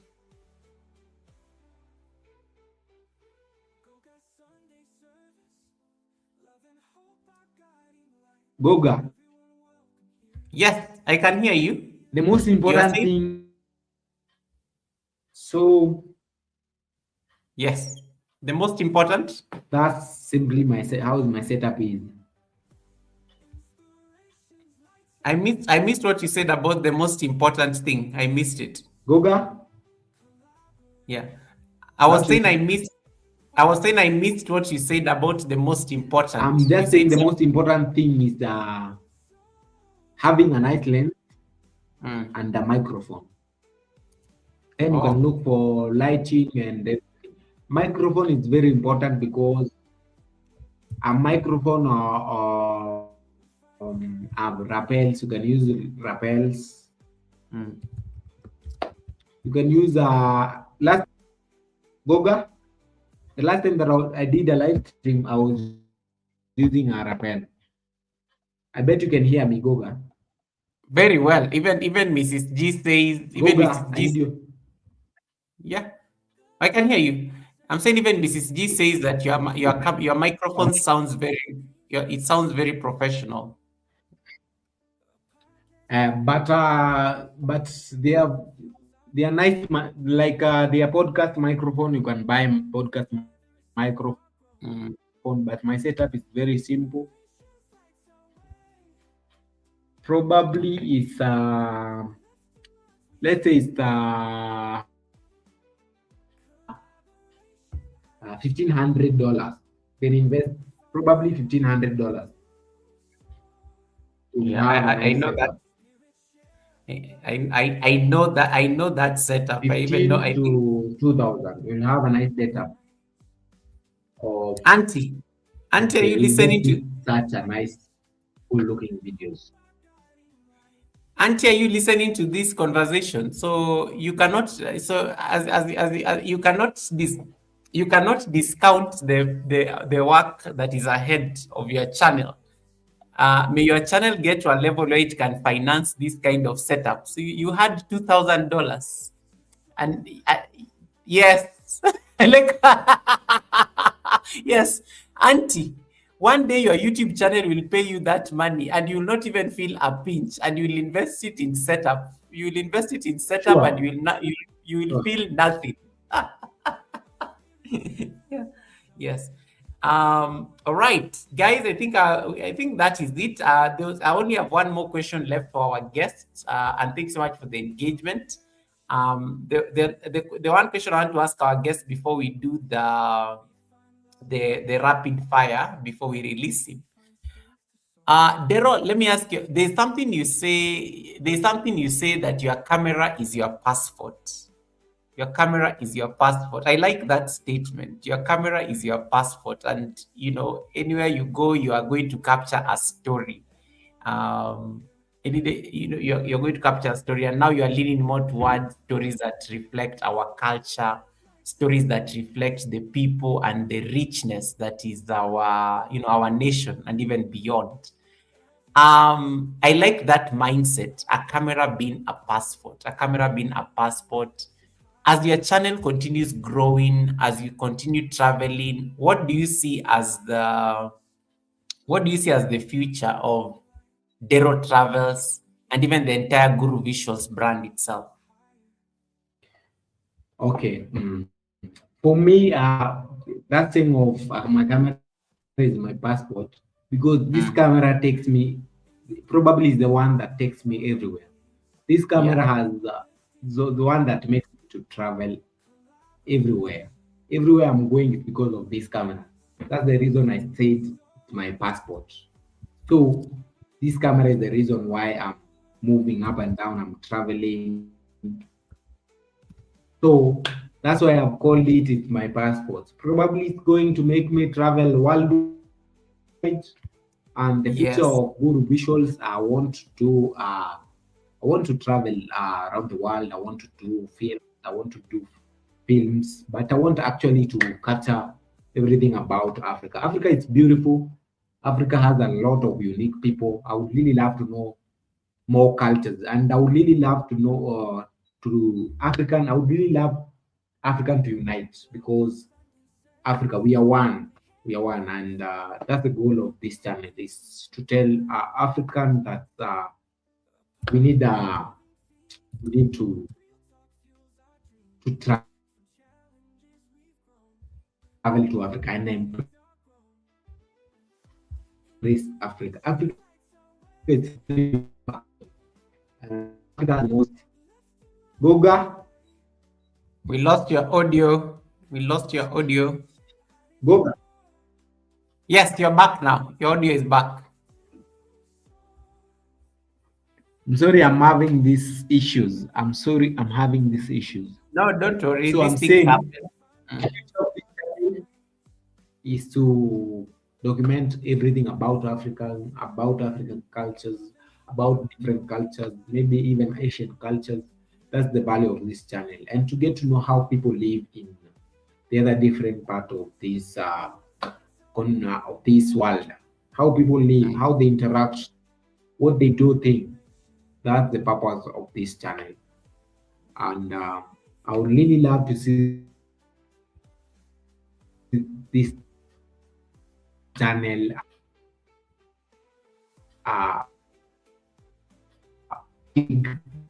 having best videos and documentaries. If if YouTube start paying me right now and I get good money, maybe probably I might start investing in it 24/7. That's the goal of being of this channel, and probably I might stop taking more. I might stop taking these gigs and start investing in this channel. That's the purpose. That's the purpose and how I want to see this channel. Maybe in 5 to 10 years coming. Yeah, I like that. I like that. I like that. And I like what you said earlier. It's just a matter of time. You have to start from somewhere, and then you build back, you build up slowly. To where you want to go next. I think, yeah, I think that's it. I don't see anything pending on the chat, and we just hit the 3 hour mark. So, Dero, I'm going to just give you an opportunity to sign off so that we can release you, because I know it's also late. It's 11 p.m. But I just want to say thank you so much for these insights that you brought. I think we needed to have this conversation just to make people not sit on the amazing gear that they have, find ways of how they can use it and position it as content. I think it was very necessary for us to just have this particular conversation. Guys, if you have not yet connected to Dero Travels before we release him, please make sure you jump over to his live stream. I've just pinned the link there on top of my chat. Jump over there so that you can connect to him before we shut this down. Dero, I'm going to give you an opportunity to just do your outro. So I'm going to put you on solo layout. Yes. Before yes. I do an outro, he's saying Goga send me a fancy low budget camera. So also the future of this channel, also the future of this channel is to help other creators do nice videos. Probably in future, if this channel gets big, I'll be giving people equipment and teaching them how to use them. Probably, amen. This channel. Amen to that. That's the purpose of this channel. Amen to that. Auntie, did you hear that? May you pray for Dero Travels to prosper, because he will send you your low budget camera. He said it. The future of this channel is also to send people cameras. May you pray. Yeah, May you pray for him to prosper, because he will send you a low budget camera. And I like what Auntie says. Thank you, Dero, for your equipment wisdom. I will use my Insta360. Thank you for making her go and get that camera from where she was hiding it. Tomorrow I'm going to be on her case. I'll go to a live stream and see whether she's using it for a live stream, because she said it can do live streams as well. I will go there to confirm whether she's using it. So thanks so much for that. Right. So are we ready for the outro, Dero? Or you want to switch cameras or something? Okay. I want to say something. So because I'm saying that because even as somebody probably help us to build. So maybe in future I might help someone else to build. But yes, stay tuned and keep watching my channel. In future I might do that, and I might also give my cameras. Because probably somebody also helped me to get there. So the purpose of this life is to help others grow, and that's the purpose of life actually, so that somebody might remember you one day and say, "Oh, somebody helped me to grow and my YouTube channel to make videos just because of Goga." Goga gave me the Insta360, gave me a GoPro. That's why I'm doing these YouTube videos, nice YouTube videos. That's the purpose of this life, is to help others grow. That's the purpose of this life, and create an impact. It might create an impact to a single person, not everybody. A single person is enough. I like that. All right. Guys, you've been asked a question there that I've put on the screen before we give you your outro. David is wondering, are you giving away your Canon M50 or what did he hear? David, I'm not giving out the camera right now. I like how he selectively. I like how he selectively decided to hear what you said. He selectively. This is I like that because it's very specific. Did the co-host say that they're giving away the Canon M? He did not even say anything about the. Okay, I'm saying this. I'm saying this. I'm not saying I'm giving away these cameras right now because they are helping me to get to earn a living. Probably when I get more gears and my channel start paying out and I get new gears, I'll probably give out the gears that I have. Yeah, that's So David, what I meant. the moral of And the in moral of this, future, yeah. tuned my in future I'll do that. David, the moral of the story is pray for Dero Travels to prosper because then you will get a free camera. You'll get a free camera. You have to pray for him to thrive and prosper. Then you can get your Canon M50. I hope that is very clear. Right, ladies and gentlemen, a good story is good until another one is told. But we've been here for 3 hours, and I'm mindful of the time. Let me allow our guests to sign off, and then we'll stay behind for the affirmation, and then I'll be able to release you as I figure out where we are going to read. If any of my mods is on the chat or any of my channel members is on the chat, please type for me Goga and Dero read. Goga and Dero or DT. No, DT sounds wrong. DT sounds like Trump. Just like Goga and Dero read. Dero, purple and green heart, like the color of his shirt. He loves that color. He loves that color of the shirt. That ochre, that light version of ochre. So yes. So I'll wait for the read command from David or somebody on the chat. Miss V is laughing so hard. Yes, Goga and Dero read. No, I just realized when I say DT, it just sounds wrong. It just sounds wrong. I'd be like, oh, it sounds like Trump. The MAGA crowd is going to come for me. Anyway, all right. If you have not yet connected to Dero Travels, you have a final chance. Thank you so much, David. Seriously, David? David, where did you get an okra emoji? Where did you get an okra? David, can you correct that spelling because I want to copy paste? Where did you get that okra emoji at the end? Interesting. Goga, yeah, David has already done our read command. Goga and Dero read. I just want him to fix the spelling. There's an okra emoji on that. David, David, why are you like this? I said you put a green heart. Why did you go and start looking for okra emojis and things like that? Just put a green heart. You don't need to overthink these things. Just keep it simple, David. You keep it very simple. You don't need to like start manufacturing okra where it does not exist. Even YouTube is there to catch up on this okra business. Okay, Classic has given us the command. David is still trying to look for okra things. Yeah, you can copy paste what Classic did. Goga Dero read. I like this one. This one is so good. It looks beautiful.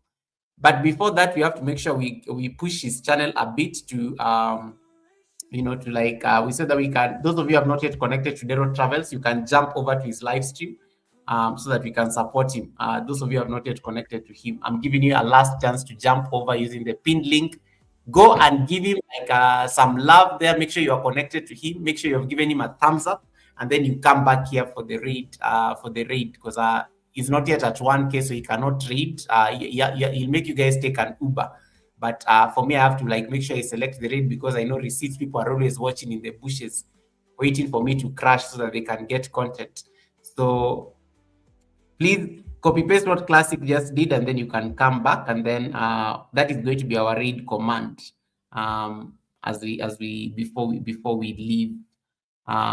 Right. That said, allow me to give Dero the spotlight. Dero, do you want to switch your camera to webcam so that at least you don't freeze or anything?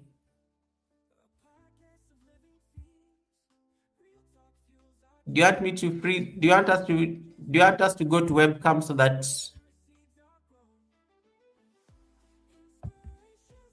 people don't miss out your powerful words, your final words?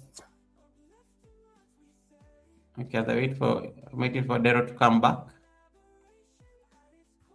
Goga and Dero raid. Yes. That is the webcam. Let me say that it can move him. The webcam is so, that camera of yours is very bandwidth heavy. These are problems of having rich people problems. You're muted in case you're talking. Unmute. You're now Yes. joking. Now it's okay. Now it's okay. All right. Okay, guys, jump over to Nero's stream and confirm that you've connected to him before we release him. Okay. All right. So Nero, I'm going to give you a chance as you're setting up to say your buys. And you're most welcome again. This is not the final time you're going to come to the service. In case anytime we need any help, and in case anytime you're succeeding and you want us to see you prospering, you are always welcome to the Sunday service.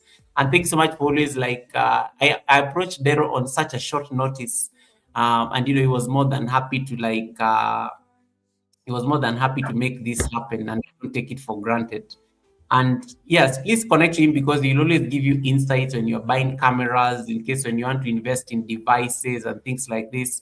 He's very helpful and he's very generous with his information. He does not gatekeep.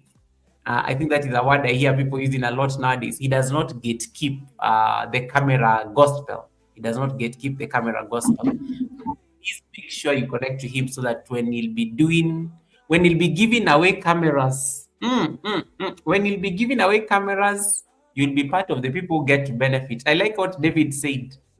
Goga is the co-host giving out the Canon M50. David is already manifesting, being specific. When you go to pray, sometimes you have to be specific and ask God for specific things. David just wants a giveaway of a Canon M50. That is a very specific prayer. Even God will be like, okay, this man at least is very clear on what they want. David did not say that he's asking for a low budget camera. David never said anything low budget. David just said, I want a Canon M50. So you have to be very specific about these things. Okay. Don't think that you don't deserve those high-end cameras. Okay. You can ask. You never know. He may go viral tomorrow. He becomes very rich and starts giving out all these Canons. You are getting a Canon. You are getting a Canon M50. You are getting a Canon M50. Who knows? Happen anytime. So allow me to release our guest. Allow me to release our guest so that we can have a quick chit chat. I can send you guys on a raid to whoever is live right now and needs to be supported. All right. And Dero, before you do your outro, can you clarify that I did not crash? That was a mishap. The president never crashes flights. The incident that happened 2-3 weeks ago. What happened? I've been trending on YouTube news because of you. For the last 3 weeks. Everybody just disturbed. Goga. Explain yourself. I was saying, even the framing is wrong. So I was saying, this is a webcam. This one, even this. This is a webcam. Let's go back to the live that you raided me. What happened? I was switching off the live. So you raided when my network was not working well. So okay. So that's how you guys crashed, and I'm sorry for the crash. I'm sorry for the crash. So you are closing the airport, in short, right? Because of this Iranian war, right? Just say yes. I know this war. It wouldn't happen again.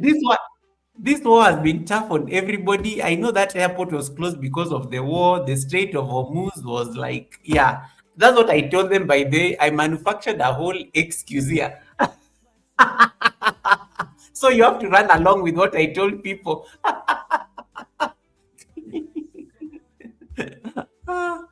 Oh my God, that was so funny. But anyway, it was a good time, and I think I like also how you took it in stride. And I think everybody just loved how they came to support you, and they rewatched the video. They left you a lot of insane comments. I think you woke up and found you had over 20 new subscribers, and even you were shocked. It was funny. Yeah, it was It was a funny. shock for me. It was a shock. Yeah, but that was I thought for I me. went viral. I loved that I thought I support. went I loved. viral. Yeah, Thank you and for the everybody was support. talking about it. Everybody was talking about it the whole week. It was so funny.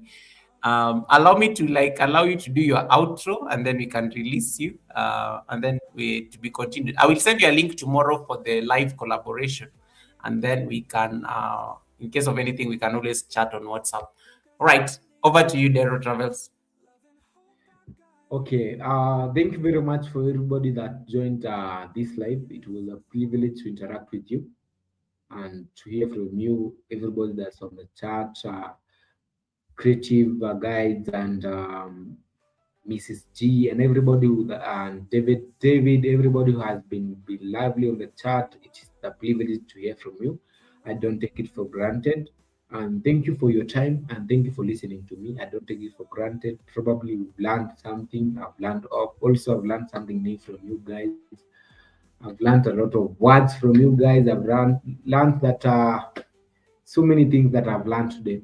So thank you for joining me here, and thank you for subscribing to my channel. It was a privilege that I got to over 770 something subscriber. Is a privilege. I don't take it for granted. And have a blessed day and a blessed time. Even if it's a blessed night, have a blessed night from wherever you're watching me from. And stay blessed. And we'll see each other in the next one. And bye bye. All right. Yeah.